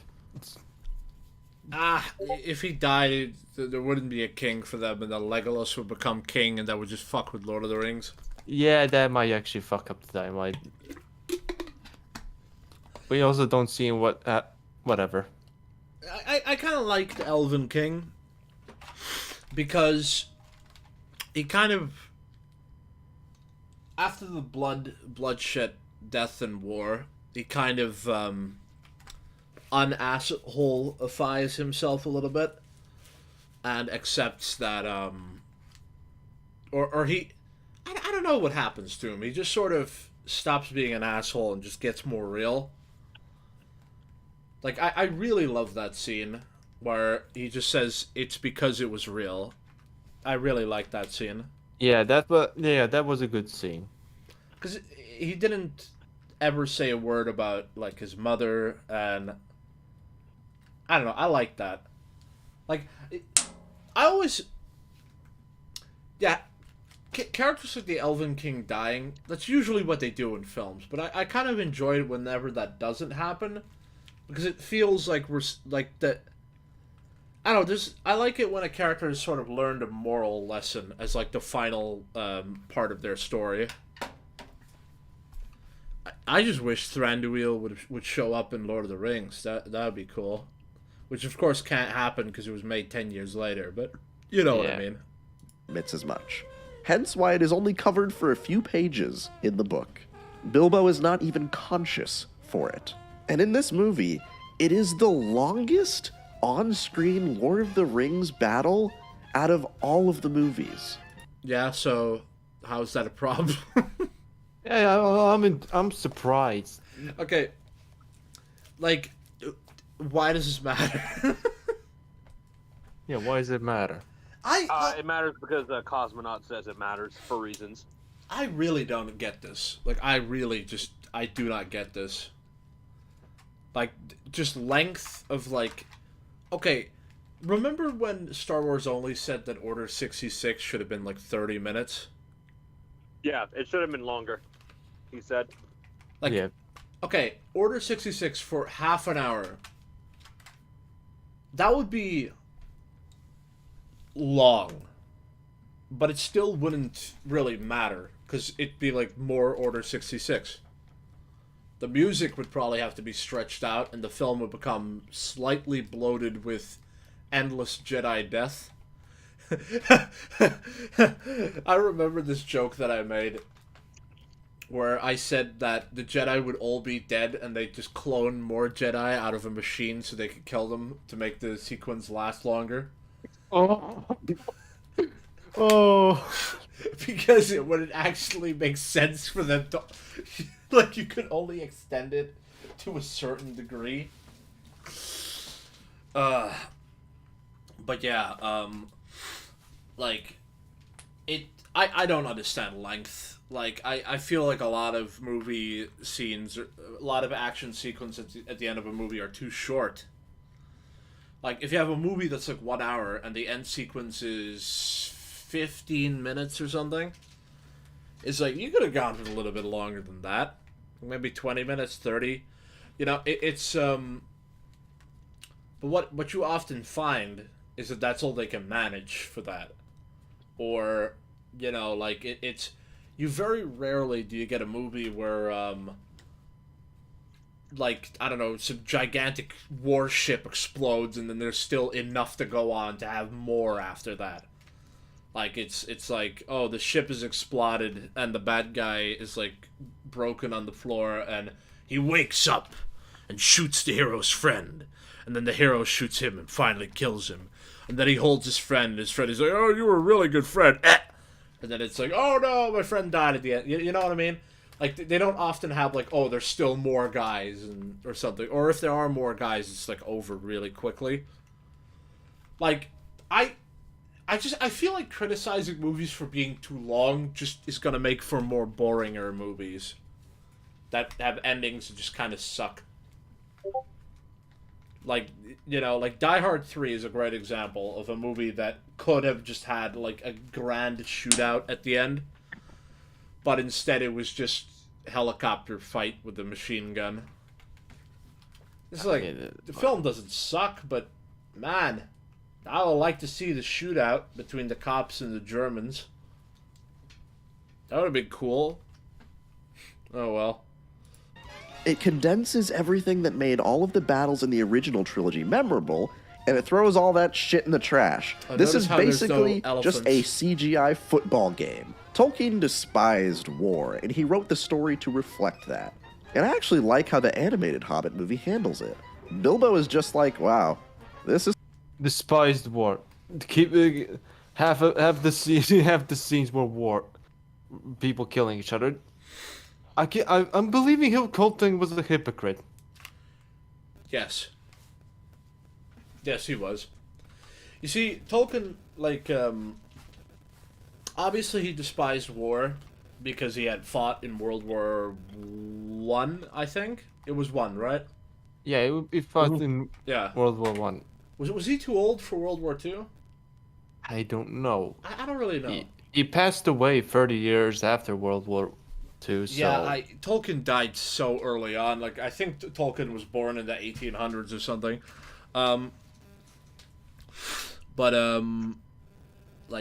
His son Christopher Tolkien was born in the 1920s, which, like, sort of underestimate how long ago this shit is.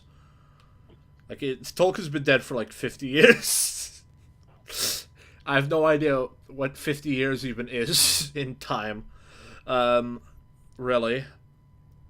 Let me see here. Okay. But anyway, like, he fought, like, obviously he doesn't like war, but Bilbo just sitting it out, like, that's not viable for an epic fantasy movie, okay? It's not viable, and even if it was, it wouldn't be like that. It would be 1892. He was born in 1892. he passed away, I think, in the early 70s. So he would have been. That's interesting, because it almost implies that the animated movies were made, like, in the 70s to respect him or something. I don't know. Because I'm pretty sure that the animated films are both, like, in respectively 1972 and 1974, which will be like 49 years ago. Holy shit. Okay, Ralph Bakshi's movie was made in 1978, and the Hobbit movie was made in 1977. So, like, all right, never mind that. or like barely 5 years after Tolkien passed away. I know there was like another adaptation of The Hobbit, like in '66, but no one talks about it. Well, so anyways,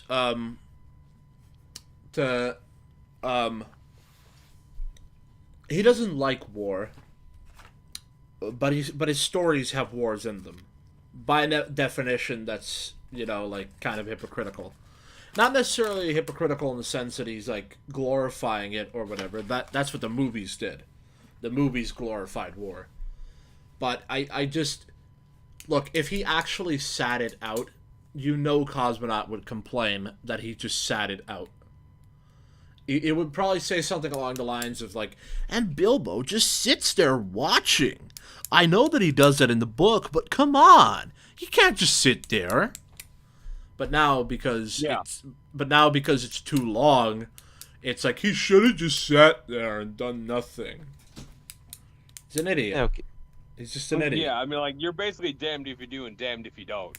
Yeah. I think what a lot of people do not realize, which is why a lot of those fuckers actually subscribe to him, is because, like they're not actually, he's not actually trying to give a good, valid criticism. He's just trying to say that it sucks, for views. Yeah, he's just coming up with, like, reasons to justify the title. Nothing that he said is actually a problem or even an issue, really. Like, the issues are far deeper. It's just the whole way the films are structured that's, like, the problem. Like, if... I don't know how to... Like, I feel like you could easily reconfigure the three movies in a way that makes them infinitely better. Maybe, like, how the scenes are presented, or, like, the order or whatever, or, like, the length, like, cut out a few things, put in a few other things, etc., etc. Like, it's a complicated issue, It's like, the movie is not as good as Lord of the Rings, but it easily could be with a few tweaks. As opposed to the internet just being like, it sucks. It sucks because I don't like it, but that's stupid, so I will make up random bullshit reasons to justify me not liking it. It's just typical internet contrarianism. It's stupid. I'm sitting this shit out. Yeah. And this movie has many moments where the characters are like, wow, this whole conflict is really stupid. But they still spend 2 hours on mindless video game action. And I'm sorry, but you can't have an entire fantasy action movie be about an event. He has said 3 times in a row, video game action. Video game. Yeah. What's the problem for looking like a video game? It doesn't... I swear to God. It doesn't... No. You're buying into his premise. How does it look like a video game? Like, Yeah, I mean, like how? Yeah, I mean, like how does it look like a video game? Okay, it kind of does look like a cinematic cutscene. yeah, I get that, but it like, what do you want about? Like, it's just. Well, I mean, like, where do you think the the premise of cinematic cutscenes came from? They came from movies. Latvian. It's like first off, who cares? Second off, like, how does that matter? And third off, why would an entire movie being a damn war be a problem? Like, it just like, there are war movies. He just never explains this shit ever. He never explains it. He never bothers to explain because he just sits there, and his mindless fans will just gobble it all up. He knows he can just get like hundreds of thousands of views on a on a single video, and I mean, he just doesn't care. His rabid fans will defend him, even when he's completely wrong. And honestly, he is wrong, almost all the fucking time. I don't even have to try. Like, I don't even have to try. Like, I'm not even getting some out of context, straw mans or whatever. He's just saying things that are factually inaccurate or don't matter, and just like pretending like that matters. Guys, I am done with this video. We're just gonna watch and then address the final points each separately. Yeah. And that all of the characters admit is stupid and pointless. The movie's actively telling you not to care. And I mean it when I say it's a fucking video. Okay, I cannot do that. Wow. The movie is telling you not to care. Okay. Not to care. Explain. When? Yeah. Explain how the movie tells us not to care. The war is pointless, but it doesn't mean you shouldn't care about it. He is so convinced. Well, he is so. Okay, I don't think the war is pointless. I mean, well, okay. I mean, if you mean like pointless as in, like these guys are fighting over gold and they shouldn't because human greed is one of the most retarded reasons to go to war ever, then yeah, sure, fine. But I mean, like in terms of the story, no, it's not that pointless at all. Like it's like it's the opposite. He is so convinced in the validity of his own emotional response to the movie that he just says things like the movie is telling you not to care. He just doesn't care because too much shit is happening at the same time for him, specifically. Yeah. What a fucking loser.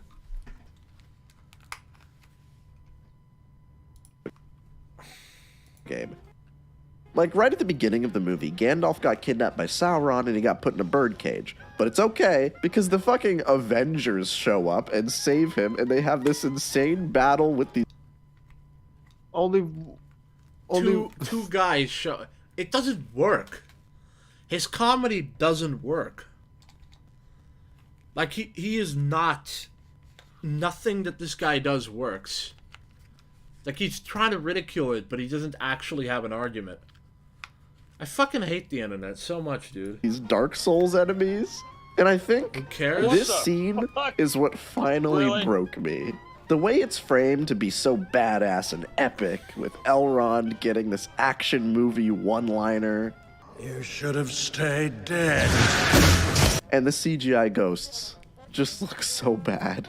I don't... They're ghosts. They're not ghosts, you fucking moron.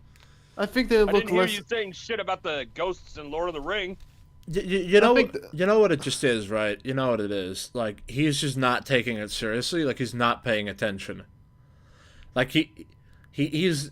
You know what he said about the prequels? Like, this is the first time I've, like... The plot, in 20 years... says more about him than... Like, the way he's talking about it says more about him than it does the movie. Like, he's just like, oh, CG... Like, I bet you that when he watched the movie, he's just sitting there and being like, oh, look how fake it is. Like, he's not even taking in the movie at all. I like how we can't fucking stand this guy for barely a minute before we need to say something. He's just that annoying. Well, it's because what he's saying is just wrong. Like, I'm watching a 5-year-old explain why he doesn't like a movie. And I have to correct him because he's just being emotional. And I need to teach him to be an adult. Like he's Exactly not, what the fuck this is. And the fact he's older than all of us is so funny. Wait a minute, how old is he? Is he like in his early 30s? I think he's 28. What the fuck is wrong with you, cosmonaut? Like, how is it that, like, someone as retarded as me, at 23 fucking years old, can think a lot more clearly about media than you? How? Explain that to me. well, unlike him, you don't have a rabid fan base that will defend whatever you do, so you can't afford to not care about the quality of your work. No. Well, See, well, to okay, me, yeah, I mean that's like the like the superficial like answer to it. But I'm honestly convinced that he has like some kind of mental disorder that like prevents him from thinking clearly. I'm convinced of that now. He's just 'Cause, lazy. Like, He's just lazy and he likes to go with the flow. Like, so the Hobbit movies got like a lot of arbitrary hate when they came out, and like that's how a lot of losers on the internet tend to frame the movies, that they like really suck, and like that's it. Like there's no arguments, there's no actual logical reason as to why these movies are not that good. The internet just says they are without proving it, and then because they say it a lot, that must be true, and that's it. yeah, if you repeat a lie long enough, then eventually it'll be accepted as fact. Yeah, Hitler was just telling us how human beings work. Oh. Or I guess gullible I think human that's beings like work. the one singular thing that we should have listened to him on. Well, Okay. they said that Hitler did it, but he was really talking about the communists. Anyways, so yeah, so that was a gloriously let's terrible continue point. this looks so bad. I don't know. Wait, hold on. How do transparent corporeal ghost men look good? Yeah, I mean, like, define good for me really quick. Oh, like, just define that, please. the portrayal of these ghosts is inaccurate. Have you seen a ghost, motherfucker? Oh man, ghosts have to be so accurate to like the one depiction that they had. You know what I'm thinking of? I'm thinking of you know, like those you know, like a Halloween costumes for ghosts and how they used to look, and you know, it's just this one fucking kid throwing a bed sheet on, then cutting some eye holes out, and be like, "Ooh, ghost," and everyone's like, "Oh yeah, that's what ghosts look like." Yeah, That's just what they should have looked like. that's exactly what it should have looked like, bro. It's just your streets, you know, with eye socket. I mean, like, honestly, like that's just how retarded this sounds, man. I can see why I quit, or why I pretty much just like put a hiatus on ScriptCoroners, because these videos are just getting boring. Like this is just lame. There's nothing to actually pick apart. Like, you know, like there is nothing that this guy says that could go over our heads. Like nothing. Like he's just literal nothing of a video. So let's just get through it faster. I'm so tired of it. Oh. See, to me, I thought I was gonna get a Hobbit movie. And when I got to this scene, I realized this is no longer an adaptation of The Hobbit. This is... Didn't you already say that the second movie didn't feel like the movie at all? It's a prequel to Lord of the Rings. Like, did you not say that the second movie didn't feel like it was part of the book? Like, this guy, he doesn't give a shit. Like, he doesn't care. It doesn't add up to what he said before. Like, he says, oh, the second movie is the movie where the whole thing falls apart. And then in this scene, in the third movie, this is when it truly stops being an adaptation. So it stopped being an adaptation before it stopped being an adaptation. Okay. Yes. This is where it all falls apart, just like in the first movie, but also in the second movie is where it all falls apart. And then in the third movie, this is where it truly falls apart, because it's falling even further apart than than falling apart in the falling. Like that's how we should just treat this now. Patreon gives him a lot of money. He doesn't actually take months to make this. He just sits down and He just sits on his ass and it's just like, oh yeah, all right, time to make a new together, great. time to make a new review. I'm gonna just sit in my living room and write something. Anything doesn't really matter. I'll just say a bunch of random shit and then I'll touch it up beautifully with editing that is like completely unnecessary. And then I'll and then like my worthless like mindless fans will love it. This is something completely different. Yeah. And I complained before about my suspension of disbelief, but this movie takes it to another. I guess well, I say we, but more so specifically like a replica hating on well, I wouldn't even say hating, I would just say questioning why Mahler edits the way he edits sometimes. It's more of a superficial thing, but I mean, at least with Mahler, he actually has points to accompany his oh god, what would you call it? Okay. I guess I think if you edit it like that, like Mahler does it in a way that's sort of aesthetically like pretty nice. Cosmonaut just sort of throws random shit like the scene, okay, random clip from the scene. But the main problem is that it kind of disincentivizes you to think and just sort of look at the random moving bullshit pictures. Like a still image is a lot more boring, but it's also gets you to actually think about what the video maker is saying. Whereas like I have to really just like I'm half of the time I'm not even looking at the screen when I'm trying to listen to him, and that's, you can't tell me that that's a good sign. Yeah. Guys, this is no longer an adaptation of The Hobbit. This is something completely different. Overkill. Corrosion? No. All right, yeah, I mean like visual overkill, I guess. Visual overkill, visual collusion. I complained before about my suspension of disbelief, but this movie takes it to another level. For instance, Bard escapes from prison in the beginning of this movie by taking a rope, dangling outside the window because his prison is conveniently located above the lake. He then ties... It's a fucking lake town. Of course that would be it. So I want a moment of silence for all of our sanity, please. Sorry. Jesus Christ. It's just so dumb. It's the rope to the mayor who just so happens to be Pat. It's Lake Town! Oh my god, the building in the lake town is underneath the lake.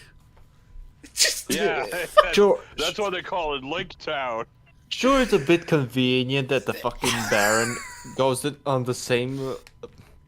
Is it convenient that the Baron goes past the fucking guardhouse with all of the weapons? Collecting whatever they can? Yeah, it's so inconvenient. Also, wouldn't the guardhouse or the prison be like close to the center of the town?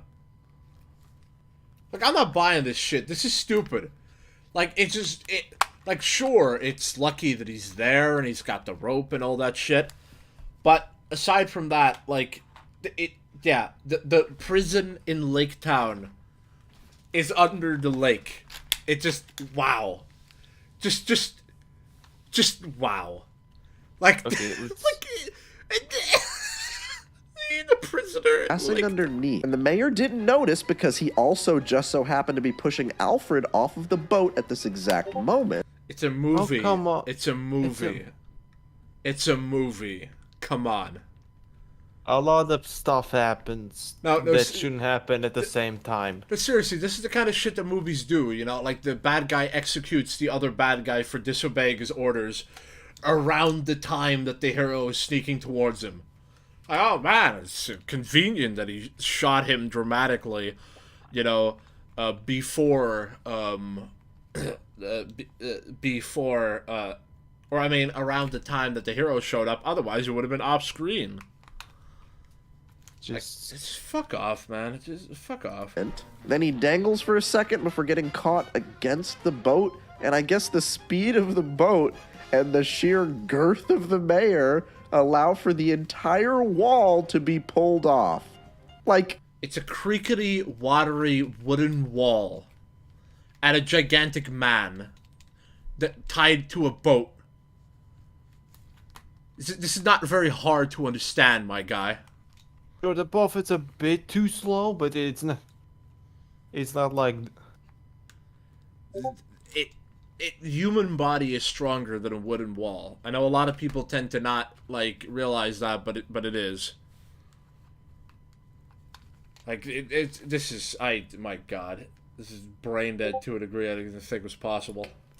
What? And then we have the most infamous scene of them all, where Legolas has to get to Tor. So he doesn't actually explain why it's bad. whatever. He doesn't actually explain why it's bad. It's just fuck this guy. Before she gets killed, but he's all the way up in this tower. So right before Toriel is struck with the killing blow, he hops off of the tower, stabs a troll in the head, which then, in its death throes, knocks over the tower, which topples perfectly in place. Actually, he puts the sword through his head and then yanks it so that he goes forward. Like, you know, making his head go down, so he's like walks over down to the thing. And what does Legolas do in Lord of the Rings? He climbs on a giant elephant on fucking spears, and then, you know, climbs his way up until he, like, you know, just like kills it. It is not realistic for him to do that shit at all. But it's a fucking fantasy movie. And he's the one character who should be able to do it. He's the one character who should be able to do it. He's the expert. Yeah, he's an elf. He's light on his feet. Yeah, but I mean, like, here's the thing. And we're gonna be going by, oh, you know, it's no realistic for that shit to happen, bro. It's not. Well, I mean, like it's a goddamn fantasy movie. He's an elf. Like, if there's one, I mean, like, even if you acknowledge that, you know, that all the other creatures aren't able to do it, you know, Legolas is the one person who would be able to do something like that, regardless if he's an expert or not. Yeah, my God,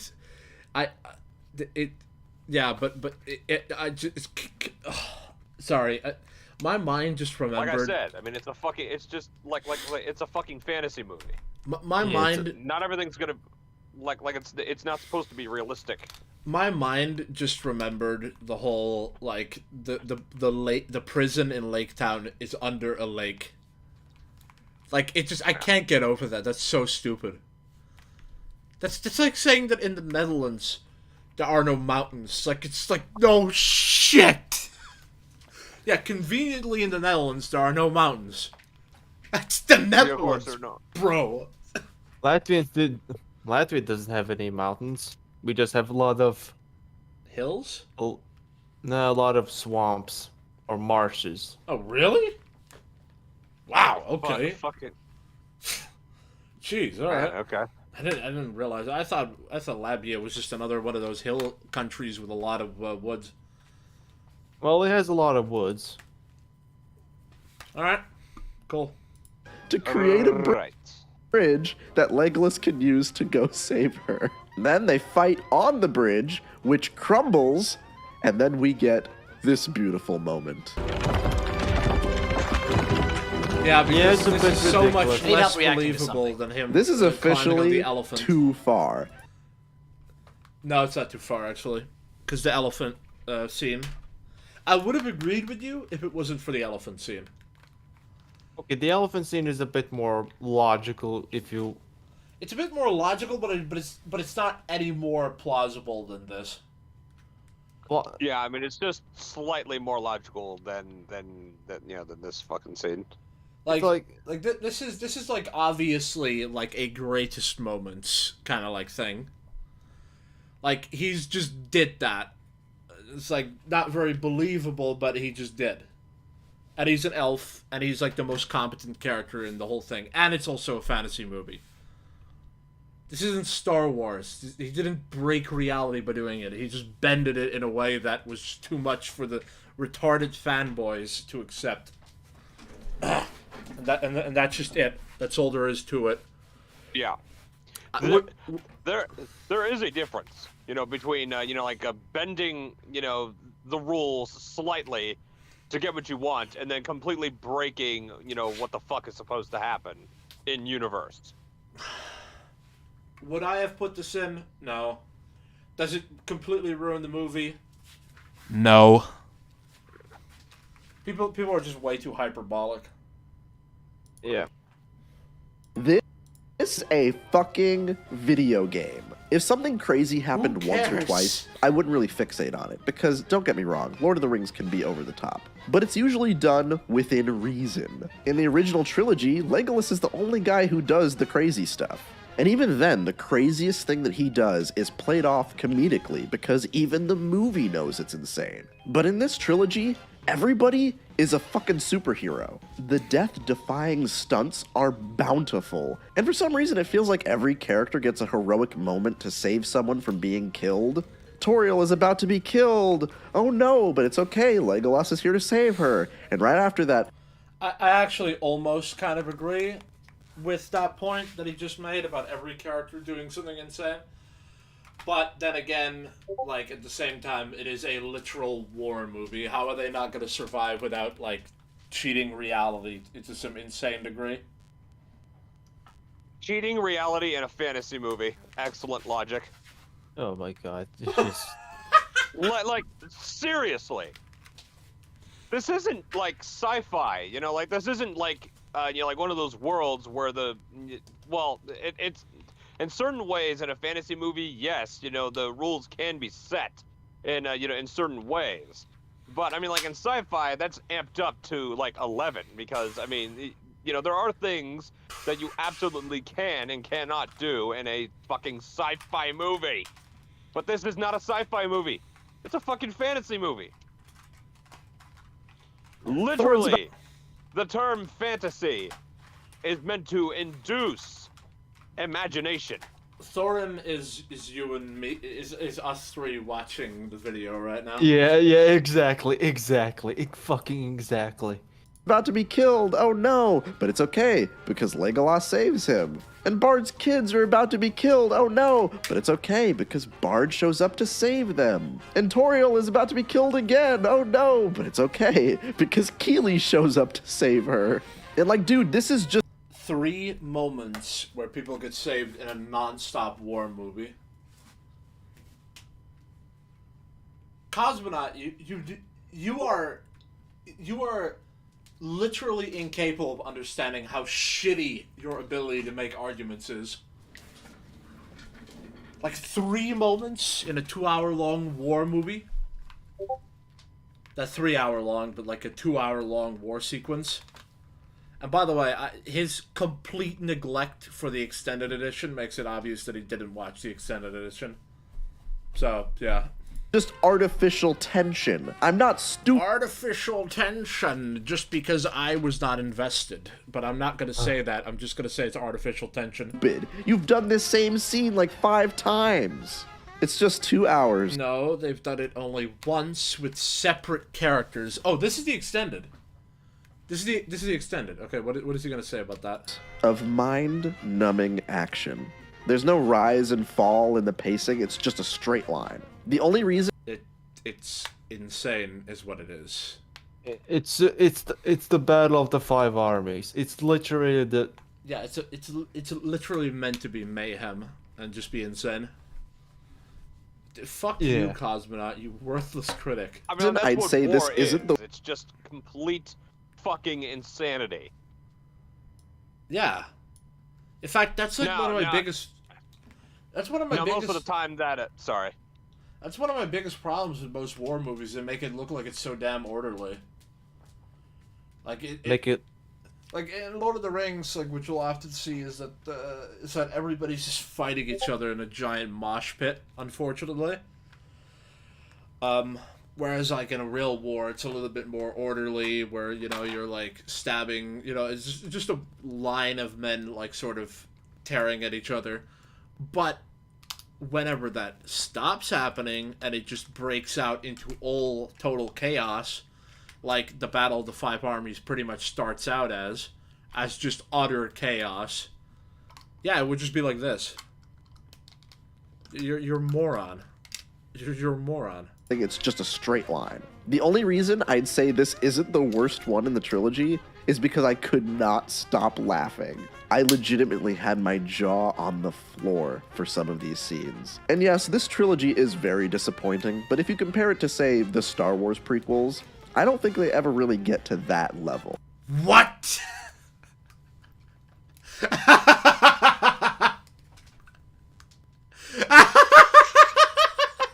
Oh my god. Did he just... Literally nothing he says, like, would lead me to believe either way on that, by the way. Literally nothing this guy said I can actually verify as being anything. It's just whatever he feels at the moment. Like, he has not justified... Like, he pretty much tried to trash it just as bad as he did the prequels. And now he says it's not as bad.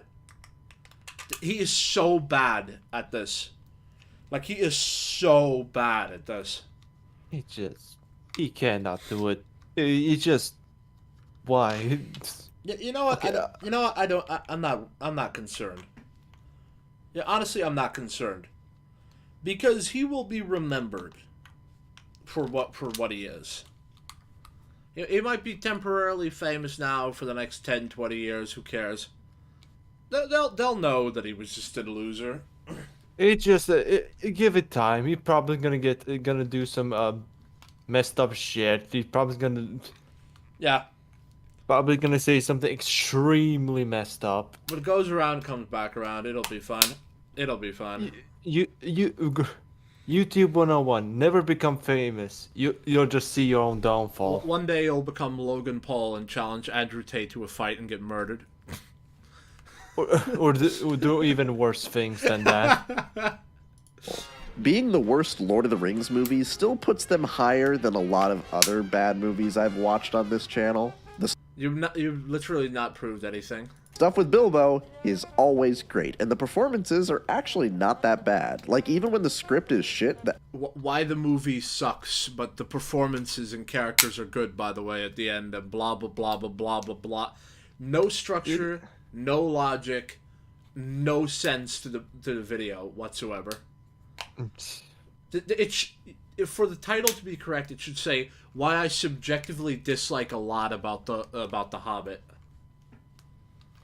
Honestly, they could just fix the entire thing. Well, okay, not the entire thing, but you know, it would definitely. Why I subjectively dislike a lot. Why I subjectively dislike a lot of things about the Hobbit. Please have patience. I have autism. Yeah, boy. There we go, Kaiser. I've addressed your concerns. are all working their asses off. Though I do mean it when I say this script is bad. There are some lines that nobody could save. Why does it hurt so much? Oh. Because it was real. Oh, And I really like this one little Jesus. scene where Bilbo and I could just use this. I could use Cosmonaut Variety Hour.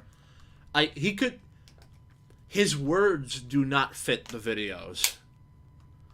You know what I mean? Like, it's like pre-manufactured. I could literally use this on any movie ever, and it would be just as impactful as what he, like I could use Cosmonaut's Reality Hour, a line that nobody could save, and then just play, like, Megatron must be stopped, no matter the cost. You know? I could put, you could say that for anything, and it would have the exact same impact. Like, his criteria does not exist. He has no criteria. It's just whatever he feels at the moment. Because, I mean, like, this is exactly what he does. He just picks the low-hanging fruit, and then he gives absolutely no criteria for his criticisms whatsoever. And, you know, then he just kind of wings it, and expects everyone to be okay with it. yeah, It's pathetic. Jesus. It's pathetic. Like, he just showed, like, one of the best lines of the movie, honestly. And then just goes, like, oh, it sucks. El Amalos. It's not the best. It's not the best line. You know, the best line is if more people appreciated kindness like you know, the world would be a better place or whatever it was. Yeah, that was like. Yeah, that's a good play, and there's a couple of, you know, really good ones in there.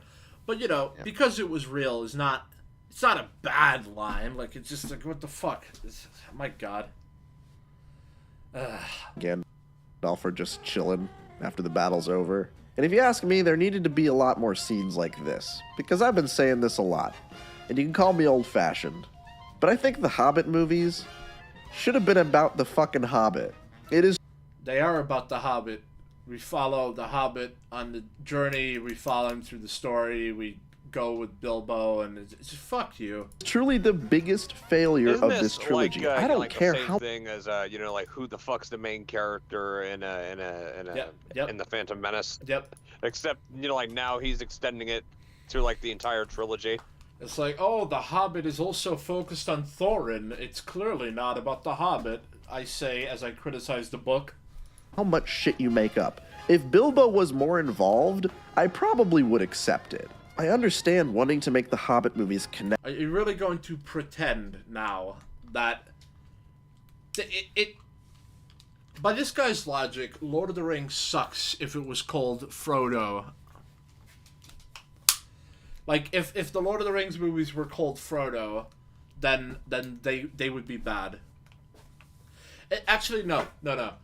If the book was called Frodo, and all of the wars and all the extra shit was added by Peter Jackson, on top of the story of him just delivering the ring to Mordor, and it doesn't, like, specify anything, you know, the Witch King, all that stuff is just made up, then the movie would suck, according to his logic. You know, I would say what they came up with was actually pretty good for the most part. Like, sure, some was kind of rough and uneven, but it... Oh, my God.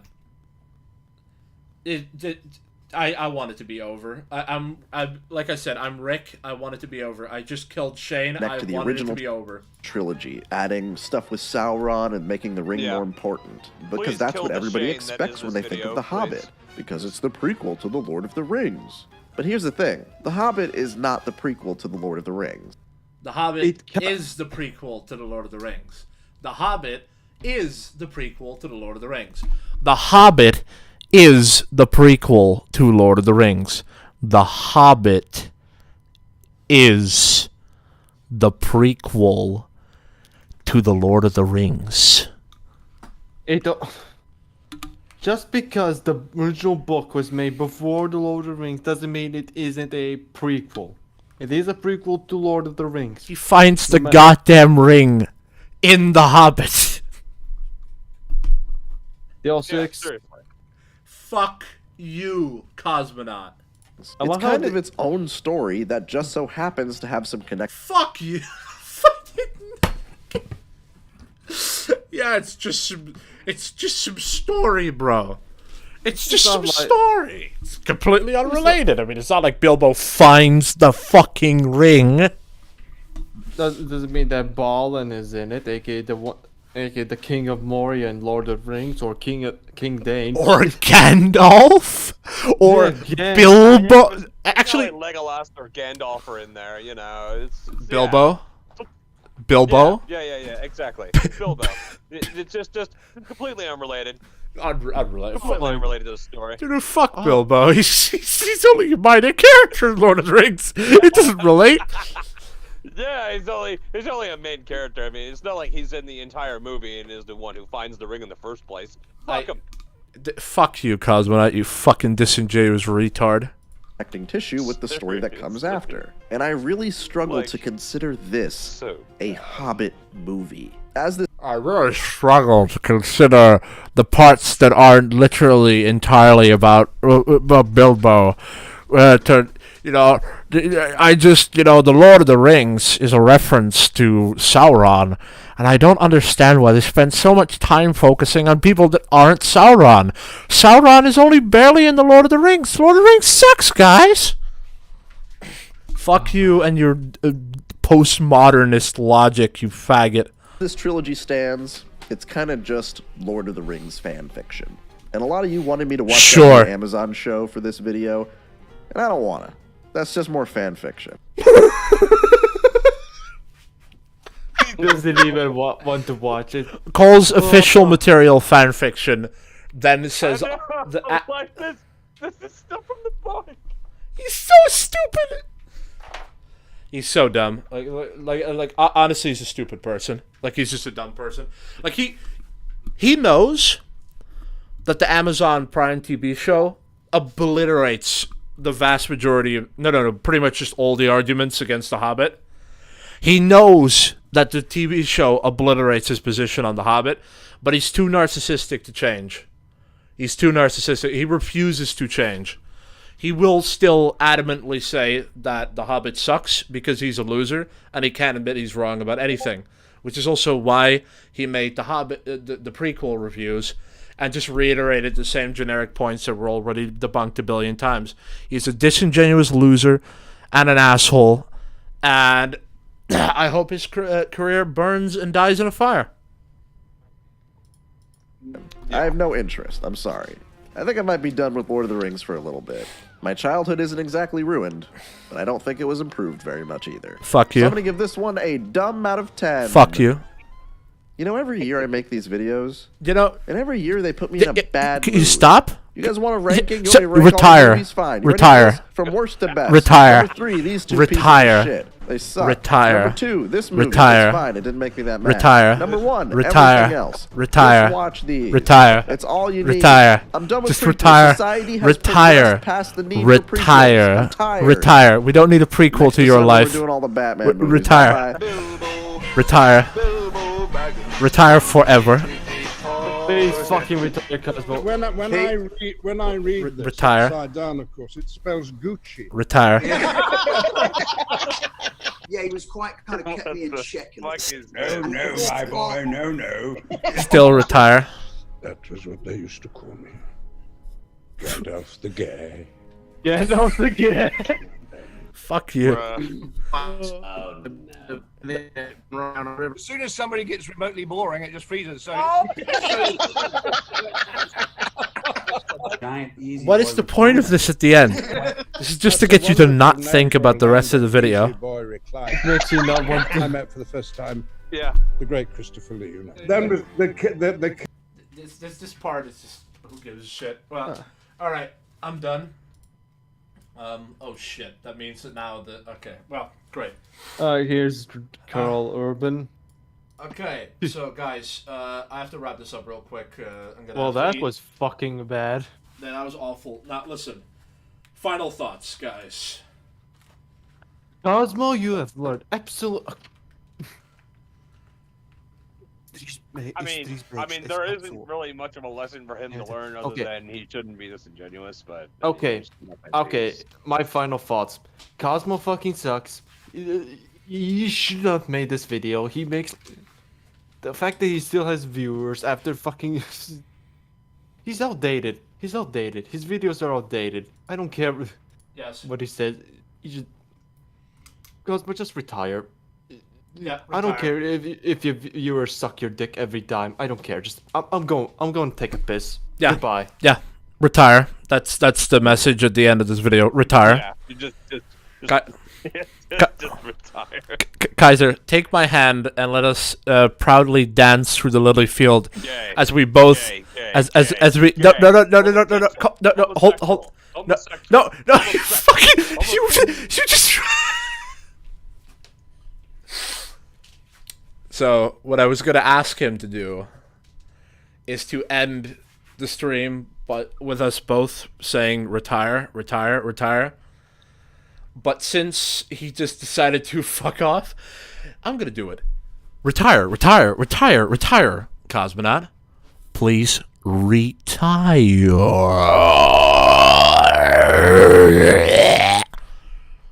Till next time, guys.